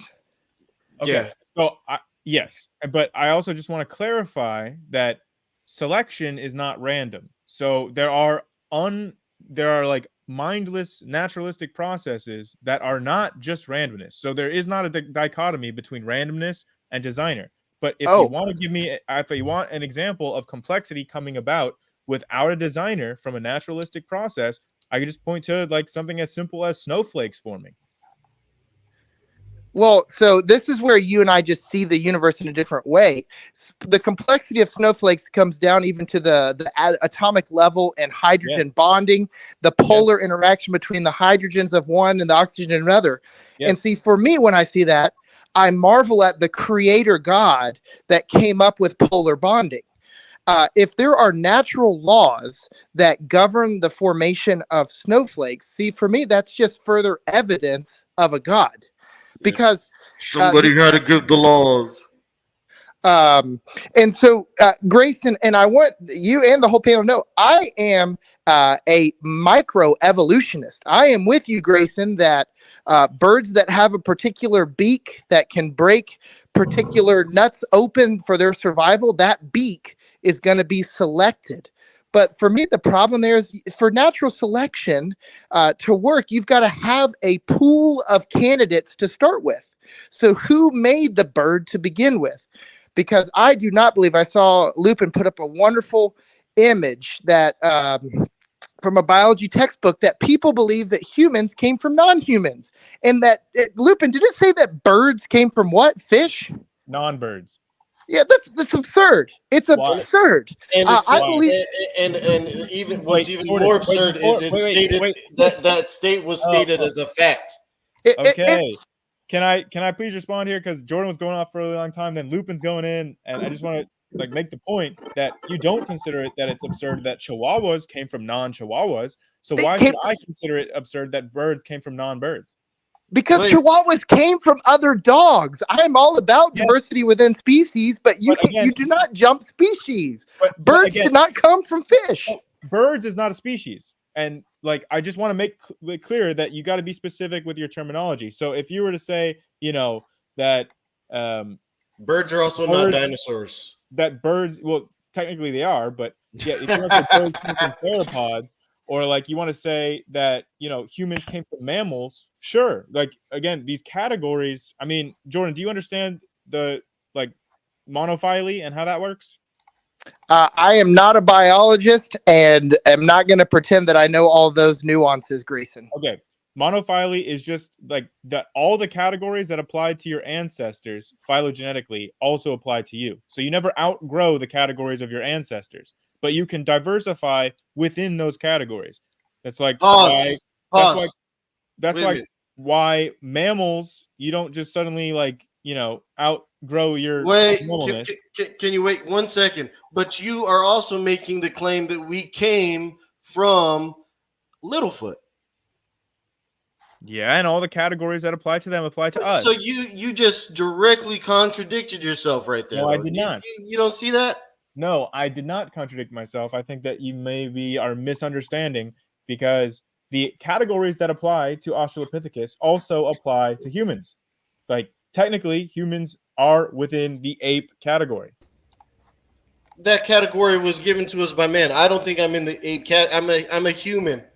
No, so these categories are not simply arbitrary. For example, designation as a mammal is not something arbitrary because all mammals are genetically more similar to each other than they are to any non-mammal. These are not just arbitrary categories. It's the same with apes. Hey, Grayson, can I ask you one other question? I haven't been watching this entire time, so I don't know if you have gone here. But Grayson, if you are agnostic atheist, do you have any grounds for having objective ethics? Like, can you say definitively that murder is wrong or rape is wrong?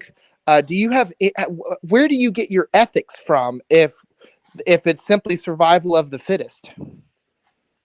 I get them from my culture and my past experiences, but no, I don't think that there's objective morality. Ultimately, it is all preference, but I don't think that makes them all equally valued. I mean, I still think that I can ground my morals, like not in some sort of ultimate objective moral truths, but I think that I can ground them in just, human flourishing. So if you were a part of Nazi Germany and in that culture and in that day, they thought it was okay to exterminate entire groups of people, you're saying that for them, that was okay because that was their cultural ethic of the time. Yeah, and for us, that was wrong. That's why we tried to stop them. And why do you think it was that America and other nations wanted to, in particular, let's focus on America. Why is it that we said that was wrong? I would say it's because of our Judeo-Christian values, Grayson. Amen. Well, I would say that plenty of other cultures that were not Judeo-Christian also agreed that it was wrong. So, right. Isn't that interesting? It's like God's law is written on everybody's heart. Well, no, I would say that there are certain societal benefits for having certain moral principles that would explain that. And also there are certain moral instincts that are arising from natural selection. Well, so are you societal benefits and evolutionary thinking is what's led. There was an article that came out a couple years ago that I forget which European nation has now completely eliminated Down syndrome. But what really they have done is completely eliminated people with Down syndrome. See, for me, I believe that people that are handicapped deserve to live because they are also made in the image of God. But for people with just a strict evolutionary mindset, like many in Europe, they view those people as a drain on the system. Where do you stand on that, Grayson? Yeah, I don't know if I have a firm stance on it. It's not really an issue that I advocate for or against. I probably would say that it would be up to the individuals. I find that troubling, Grayson, that you're saying that people which I find people with Down syndrome and special needs are some of the most beautiful people that there are.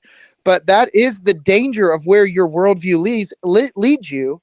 And I do appreciate your honesty with saying that an atheistic worldview, you cannot say definitively that there is good and bad decisions. There just is.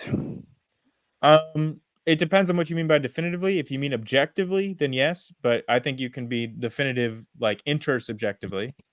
Okay, but where does that objectivity come from? Because you said that according I just said there wasn't. You just said that yes, an objective. What was the word? Morality. Objective morality, yes, but it's all subjective. But if there is a distinction between subjective and objective, where does morality come from? Because if there is not, then Adolf had some ideas, and a lot of people followed those ideas. As you said, we didn't have the same ideas, so we stopped him. Who was right? I feel like I just explained all this to Jordan. Do you guys think that I didn't answer that question already? Can you summarize it in a really quick way? Yeah, so there are plenty of naturalistic mechanisms to develop moral systems in addition to biological mechanisms like natural selection. There's all acting on moral instincts. There's also cultural mechanisms as well as democratic mechanisms, social mechanisms. All of these things are naturalistic ways to develop moral systems, which are ultimately, again, still preferences, but that does not mean that all preferences are equally valid or good. How would natural selection give us any type of positive morality?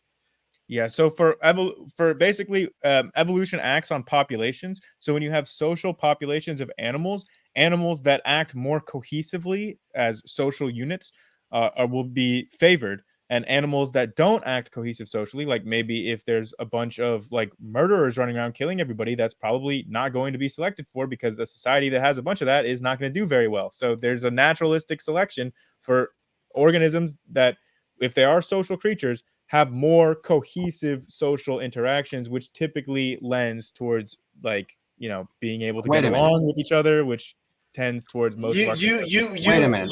You conflated animals and humans in that.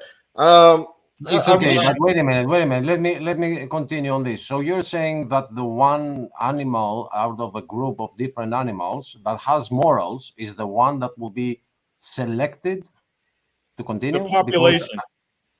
Why? Because from what I know is that if there's a hungry monkey and it goes and it finds another monkey that has a baby, it's gonna eat the baby. Even monkeys Yeah, right. will That's eat why the I same monkeys. specifically said population. That one will survive. The one that doesn't have ethics will survive. And that's why I specifically said populations of animals and not individuals. If you had entire populations that were acting like that, then those populations would not be doing very well. But they would be doing very well because they would be out killing people. They would be murdering people. Well, I would say that I would say that Hitler was the truest to an evolutionary worldview.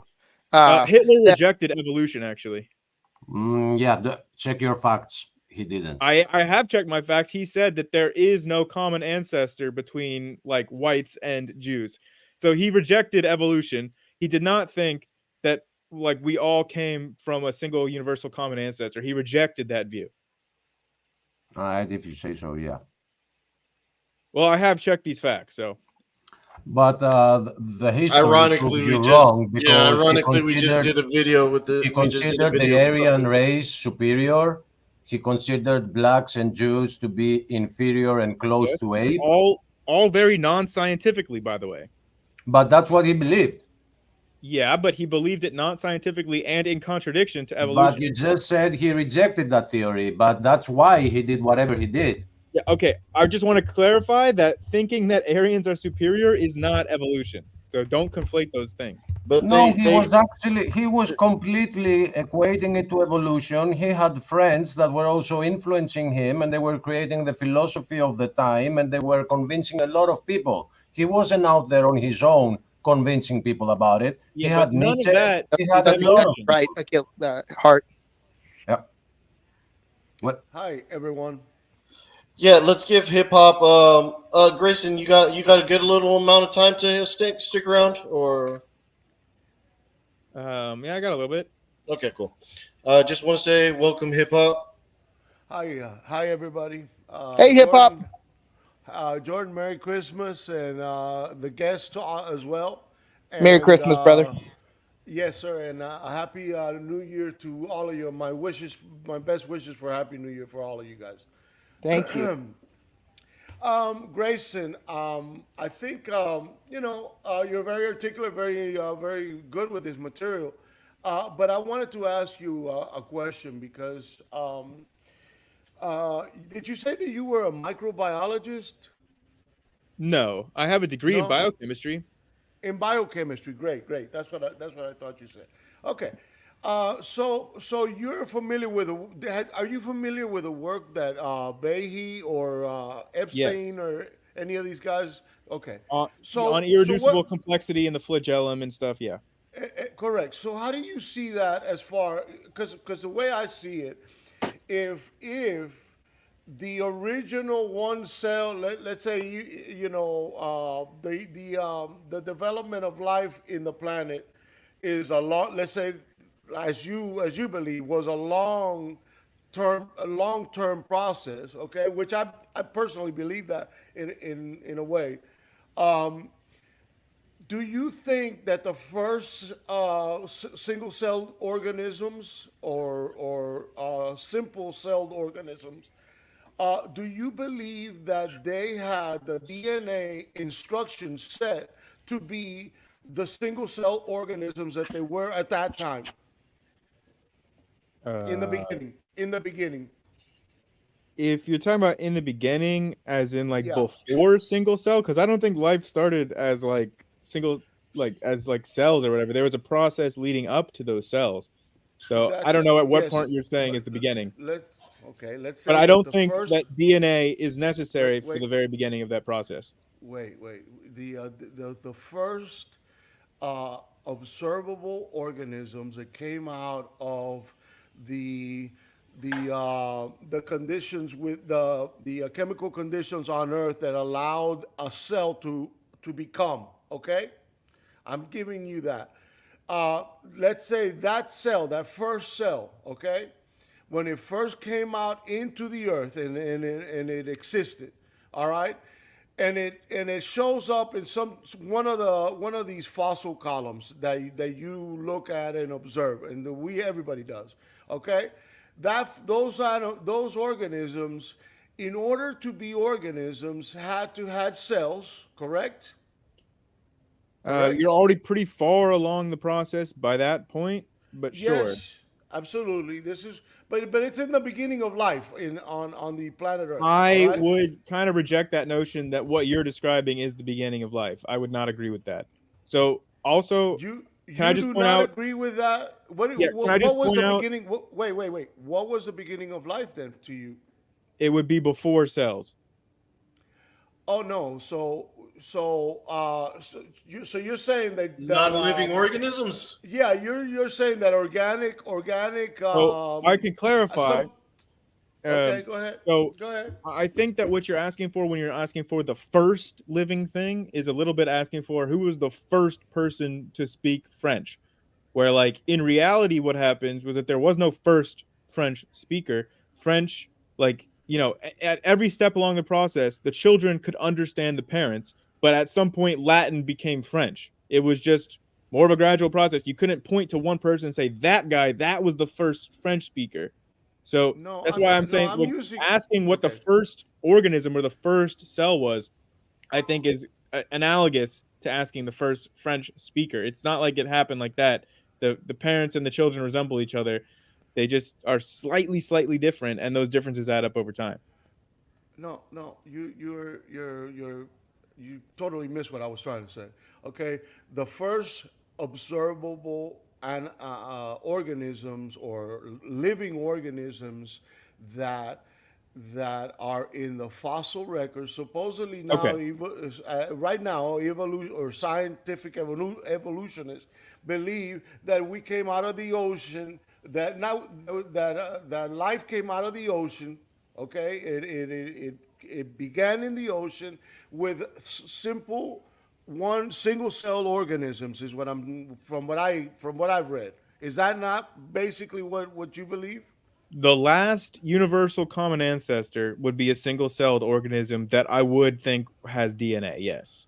Okay, perfect. And So that's just what to I'm. So that's clarify, what you were referring to, it would be like stromatolites and cyanobacteria as being exactly, like the very exactly, earliest in the fossil record. exactly. That's what I'm saying. Okay. Okay. That's not Now the origin of life, but those are very no, early organisms. no, that is not the original of mankind. That is not. I'm not saying that. But in science, they state that those are thought to be the first living organisms on the earth, right? No. Pretty much. Those are the No. last common ancestors, but not the first living organisms. Okay. All right. Well, let's say whatever. Those organisms that you consider the common organisms. All right. Yeah.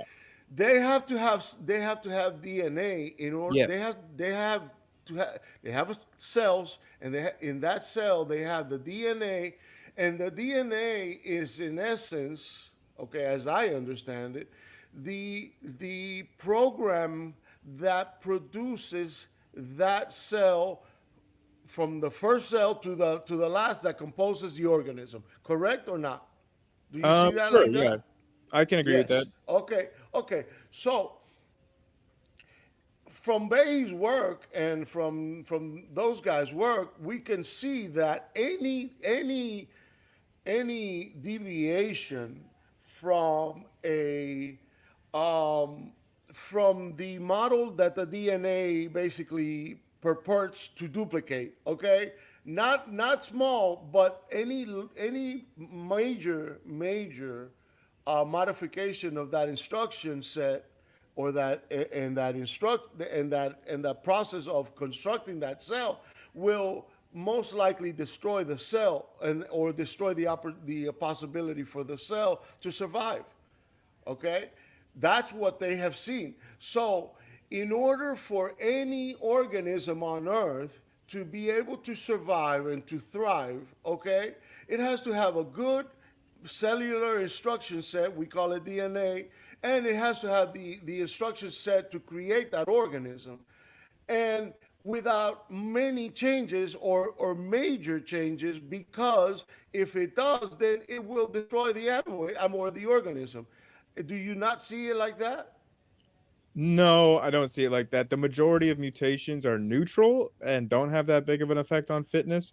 But I do agree that there are more negative mutations than beneficial mutations, but beneficial mutations still do happen. I don't think that mutations are wholly destructive like you're trying to say here. Yeah, well, mutations definitely are capable. There's the capability for mutation, but to a certain degree, once you go past a certain level of mutation, then it basically, from what we can observe scientifically under the microscope, that will destroy that particular organism.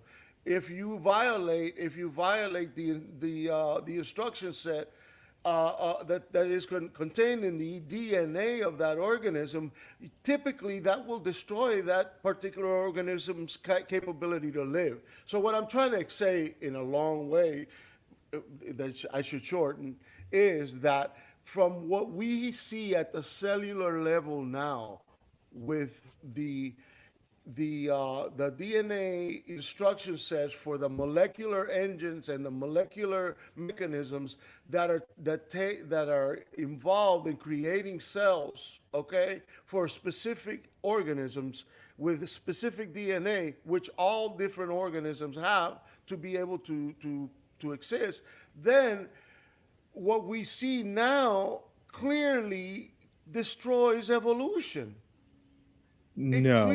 Destroys evolution, because you have to have the capability for a cell to be able to mutate to a totally different form of organism as a cell. We cannot see that, sir.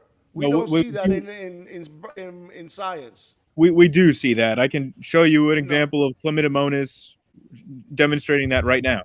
But you're again, talking about fly. Is that a fly? no, Chlamydomonas is a single-celled organism. Is it chlamydia? Okay. No.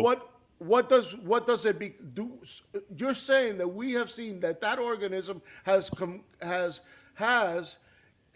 in some type of observable scientific manner change its identity. Its identity as a monophyly is out the window in this example, then, right? Nope, not true. But how is it not true? I mean, what you just said goes directly against monophyly. No, it does not. You just said that. You just said it turns into something different. Yeah, it's still in the same categories cladistically in terms of its clades and phylogenetics. That's what monophyly refers to. That's the phyly is phylum. So it's the same phylogenetics. But I just want to hone on this point that the majority of mutations are neutral. And I already posted the chat. I posted the link for it in the private chat. I saw it. I looked at it. But I just want to clarify here, like a couple things here. So again, we have seen mutations come about in a way that is not detrimental to the organism. Like you can have a gene duplication, and then all the changes that happen to the one copy of the gene don't negatively impact the organism at all, and that gene is free to mutate because there's now two copies of it. So that is a very common method for which we've seen new information arise in the genome from Wait, mutations. time out. I'm not talking about new information in the genome. I'm talking about, and I'm not talking about mutation. I am talking about mutation to the level of a new separate phylum. Okay, have we observed that? Throughout the fossil record, we can observe that. And if No, you the don't. the No, you example that don't. I showed with You Chlamydomonas, think the example you that I showed with Chlamydomonas was going from single cellular to multicellular. That's a pretty big jump.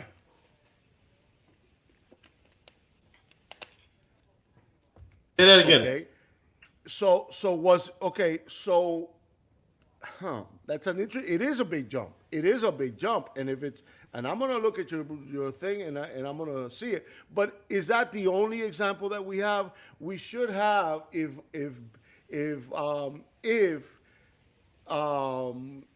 evolution, as you claim, it does survive as a theory and survive the scrutiny, because in my view it doesn't. There should be other models of this type of deviation from one particular organism to a totally separate organism. Well, I There would should be a I would lot of say examples of that, and I don't think there is. I would really say don't. that I've already been giving plenty of examples with that. With the central point that I've been bringing up But you tonight. haven't. But you have not. You But have I don't not. know if you've been listening to the whole time. The whole time. I've listened to most of the program. Yes. Well, my central example has been that evolution makes certain predictions for what kind of transitional fossils we should find and what kind of properties that they should have anatomically. And then we find those that match the predictions. So that is a good example of exactly what you're asking for.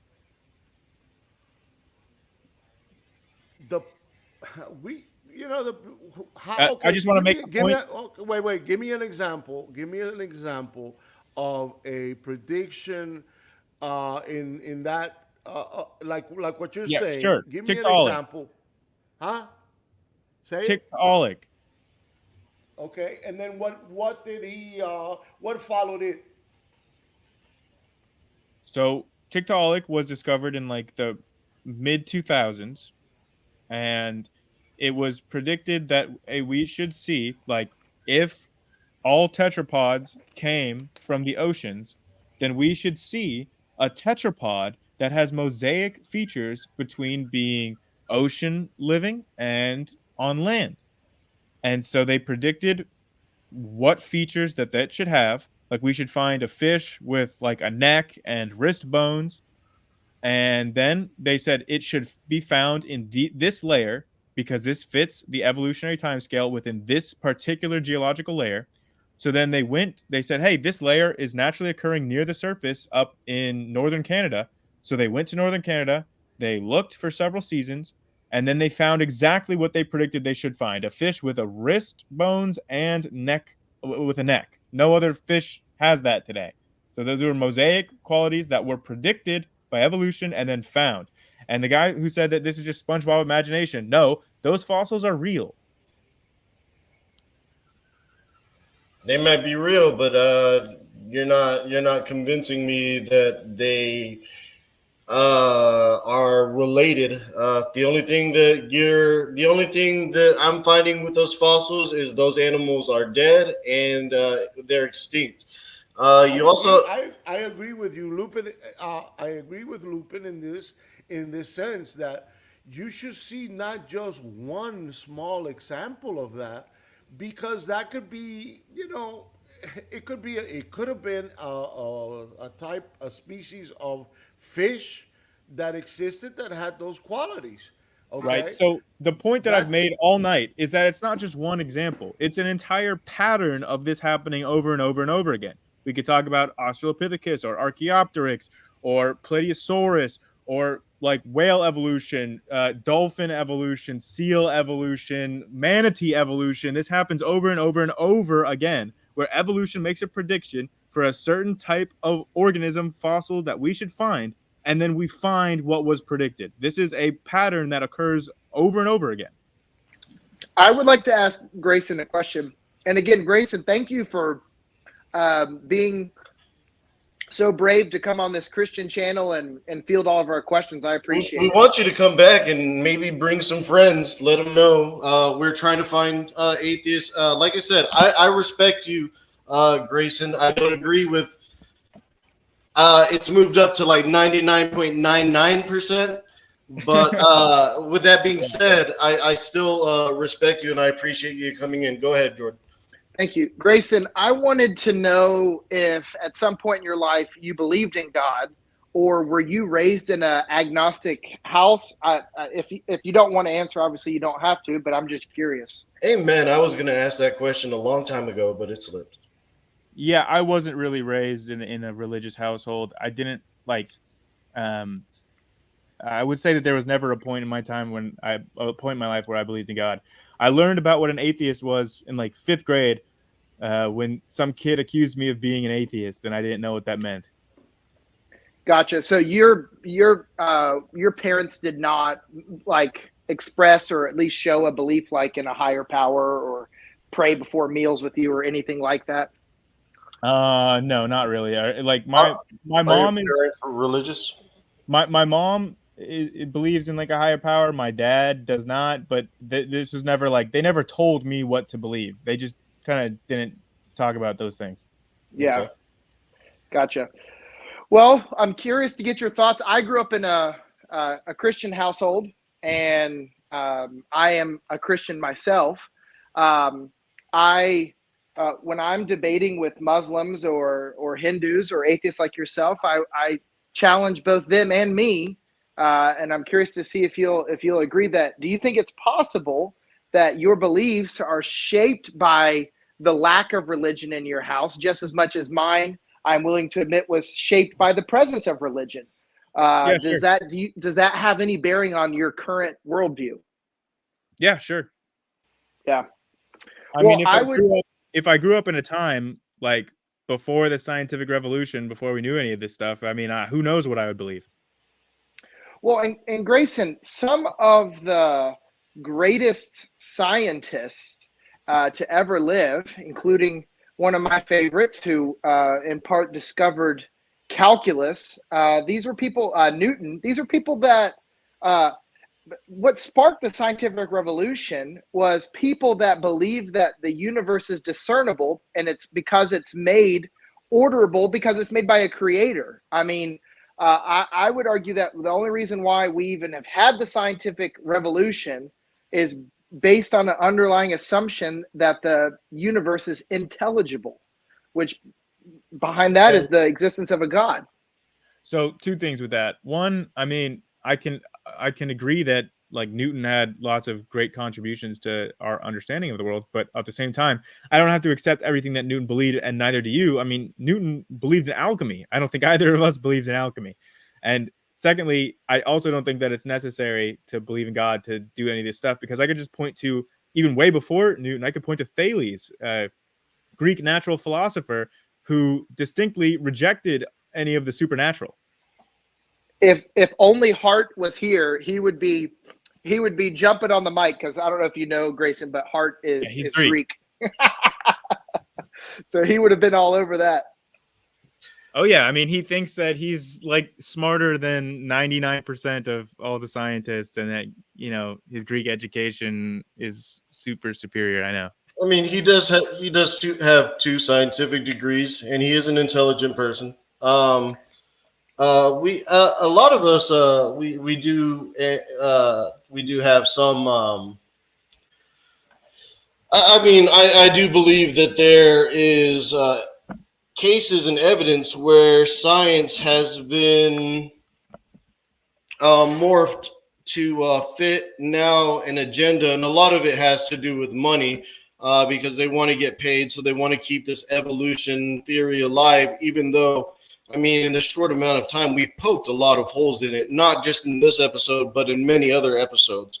So do you agree that as a scientist, if you were a biologist and you came like, and you found like evidence that overturns evolution, do you agree that you would become the most famous and wealthy biologist in the world? No, you would be excommunicated from the biology community.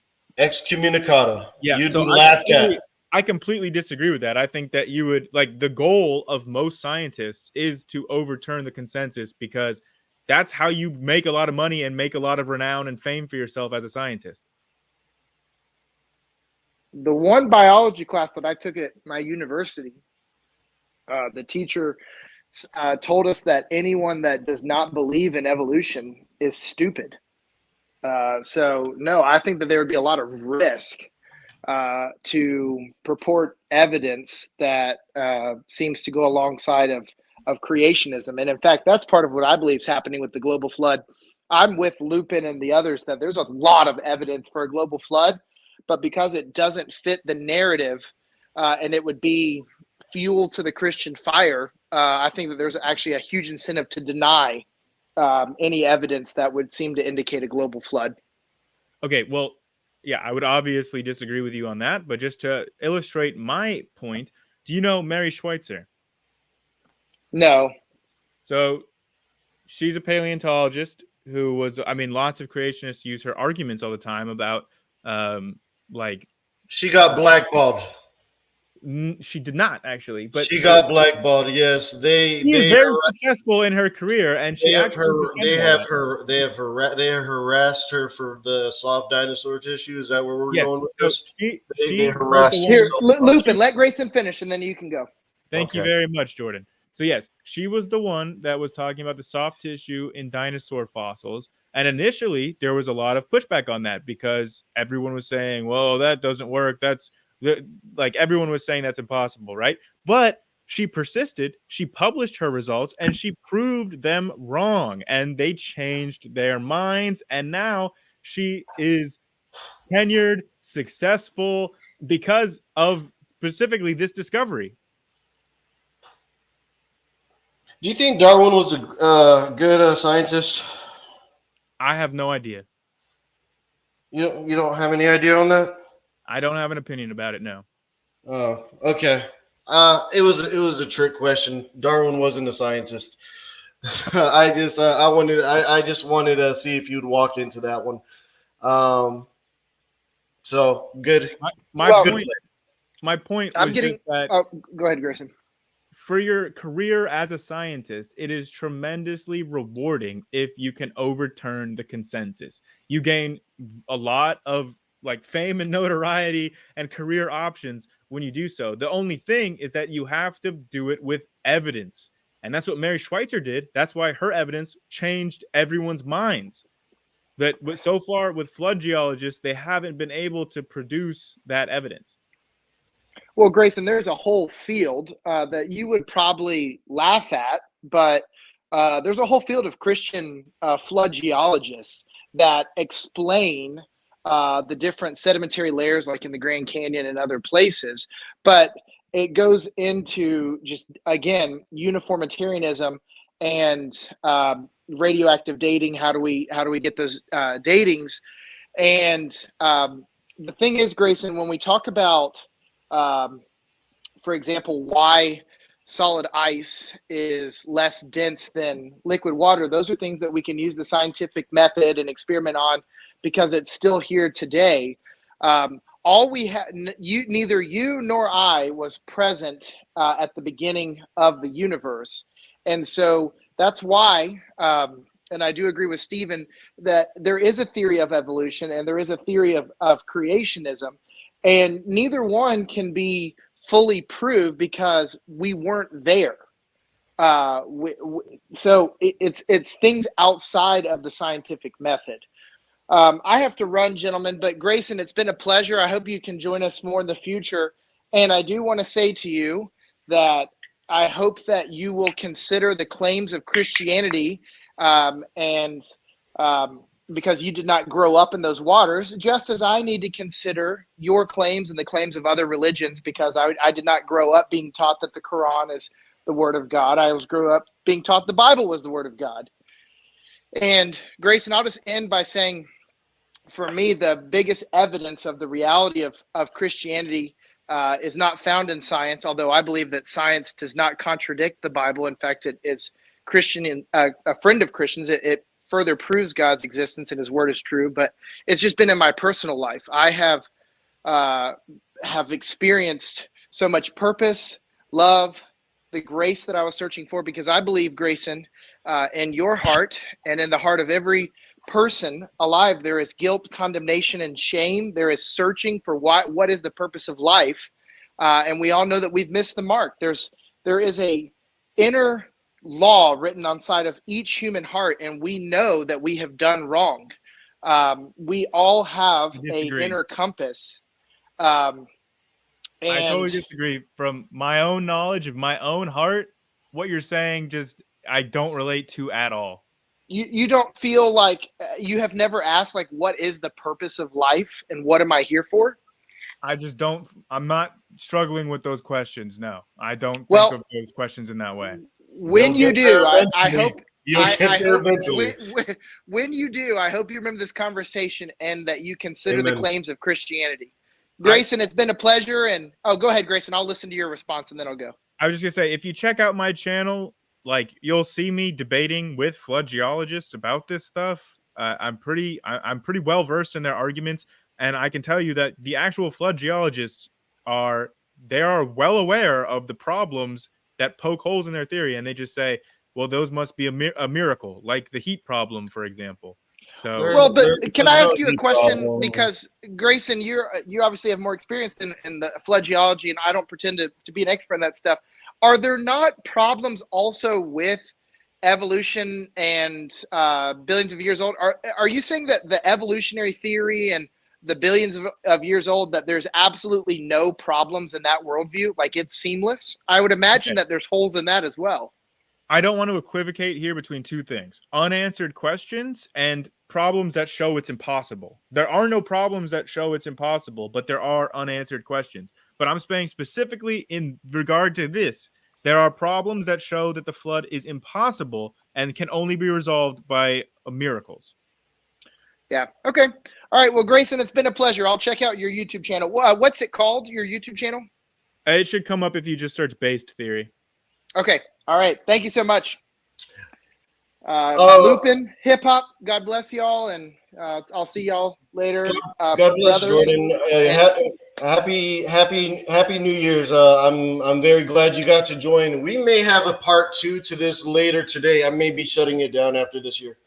Okay. Yeah, that's okay. Right. I'm probably gonna have to head out as well, but I would love to come back at some point in the future. If somebody could email me or something, maybe we can arrange a time for that, so it's not so. Are you sub to our channel? Are you sub to Proverbs Guys channel? I don't know. I'd have to check. I'm not on YouTube right now. I would recommend doing that because we've been having live streams every day, and I'm pretty sure you're on Discord.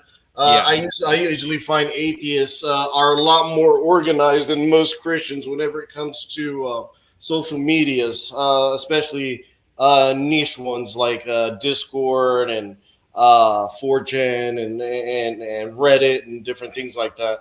Atheist Christians Christians are lacking on that. The atheists got that down to a point. I would recommend. I would highly advise that you can bring some friends. That way, it doesn't feel like you're being ganged up on. I hope you didn't feel that way. No, that's fine. I like being able to make my own arguments as well. Yeah.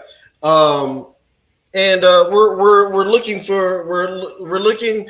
You're a pretty good example. I know that it may have gotten heated a little bit in some cases, but overall, I think you handled yourself well. And like I said, as a person, I like you. I don't agree with anything with you on these things.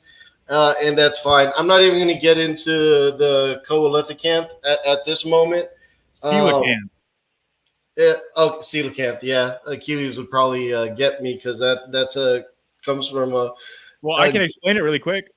Well, I already did kind of explain it. Just if your selection environment is not changing, then you're likely not going to change because evolution makes things tend towards fitness peaks. So if you don't have to leave your fitness peak, then you probably won't. So you think the coelacanth environment never changed? It's remained constant for millions of years? Yeah, its selection environment in terms of like the selective pressures on coelacanth have remained unchanged. Yeah, that's why it has remained relatively. Even the predators that would hunt the coelacanth. Yeah, relatively unchanged. Sharks are pretty old, dude. But yeah, just in terms of how evolution works, it tends towards a fitness peak, and you stay around that peak until that fitness peak is changed by the environment. So again, and there are differences between coelacanth fossils and modern coelacanth, but I'll agree that they're pretty similar. Okay, fair enough. Look, hip hop. Do you want to add anything? No, other than the fact, other than that, I have not completely reconciled what he was saying and what I was saying, but I mean, I didn't have enough time, or we didn't have enough time to discuss it even further. Do you want to try and do that real quick? And not really. Before we talk next, hip hop, I have a video on my channel talking about my own personal favorite hypothesis for abiogenesis that might answer your questions a little bit about how I like to think of things. So it talks about the amyloid world hypothesis, which has heritability and the storage of information before DNA. So it's all protein based. So if maybe watch my video on amyloid world hypothesis. How long is it? It's only a couple minutes, like less than 20 minutes. Yeah. No problem. I will definitely go to your website. As a matter My of fact, YouTube channel. Your YouTube channel. Yeah. Based. What is it called? Base theory. I can get you. If you want to post a link to your channel, you can post it in private chat.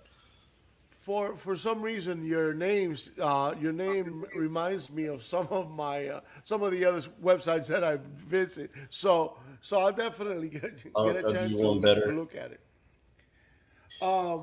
And then yeah, I'd love to talk to you a little bit more about this. I personally, again, believe that I think that animals have the capability to have a lot of adaptation and things like that. But I don't believe that animals can cross over to other species or create other species, that type of thing. I do not accept that. And I think the record is fairly clear about that. But there's a lot of material out there on both sides of the issue. And I'll be glad to let you walk the rest of your life with your beliefs and my beliefs about them. It doesn't change the fact that as long as you're decent about it, you can discuss these things and have different views about it. So I'll leave it at that. Nice to meet you, by the way. Yeah, me too. Grayson, I tell you what, man, I'm very relieved that you're not paying for an education in this. Thank God for that. So you don't have to worry about getting your money back, man. I tell you what, dude. I already got all the money back for my biochemistry degree. It already has earned what I paid for it, and then again some on top of it. So no worries on that front. That's good. Yeah. To me, the evolution theory is dead in the water. It's dead. There's so many issues with the model, and I mean, you realize that the percentage of scientists and lay people who accept evolution has only increased. I mean, it's being taught more. It's being taught more and more. If you're taught that from a young age, yeah, it's going to increase. It doesn't mean it's right. It is. Yeah, but just in terms of the consensus of the experts, evolution is not dead. It's pretty dead. I tell you what, man. I would focus more on I thought simulation theory was kind of silly. Maybe a couple of years back, but the more I'm looking at it, I'm thinking simulation theory has a much higher probability than evolution. It's a reach, but I mean, honestly, simulation theory, you might want to look more into that than evolution. I don't see evolution surviving much longer. The more and more we're making historical discoveries, the more and more it's confirming the Bible. And the Bible clearly says that man was created separate from animals. So, like I said, dude, I appreciate you coming in here and doing this. I hope you do come back again. And I hope you maybe come back on a day where we can just discuss things in the Bible. And if you got questions about the Bible and why you maybe have a lack of faith in the Bible, or maybe you have issues with the Bible, I don't know if you have any problems with the Bible. I'm kind of guessing you might.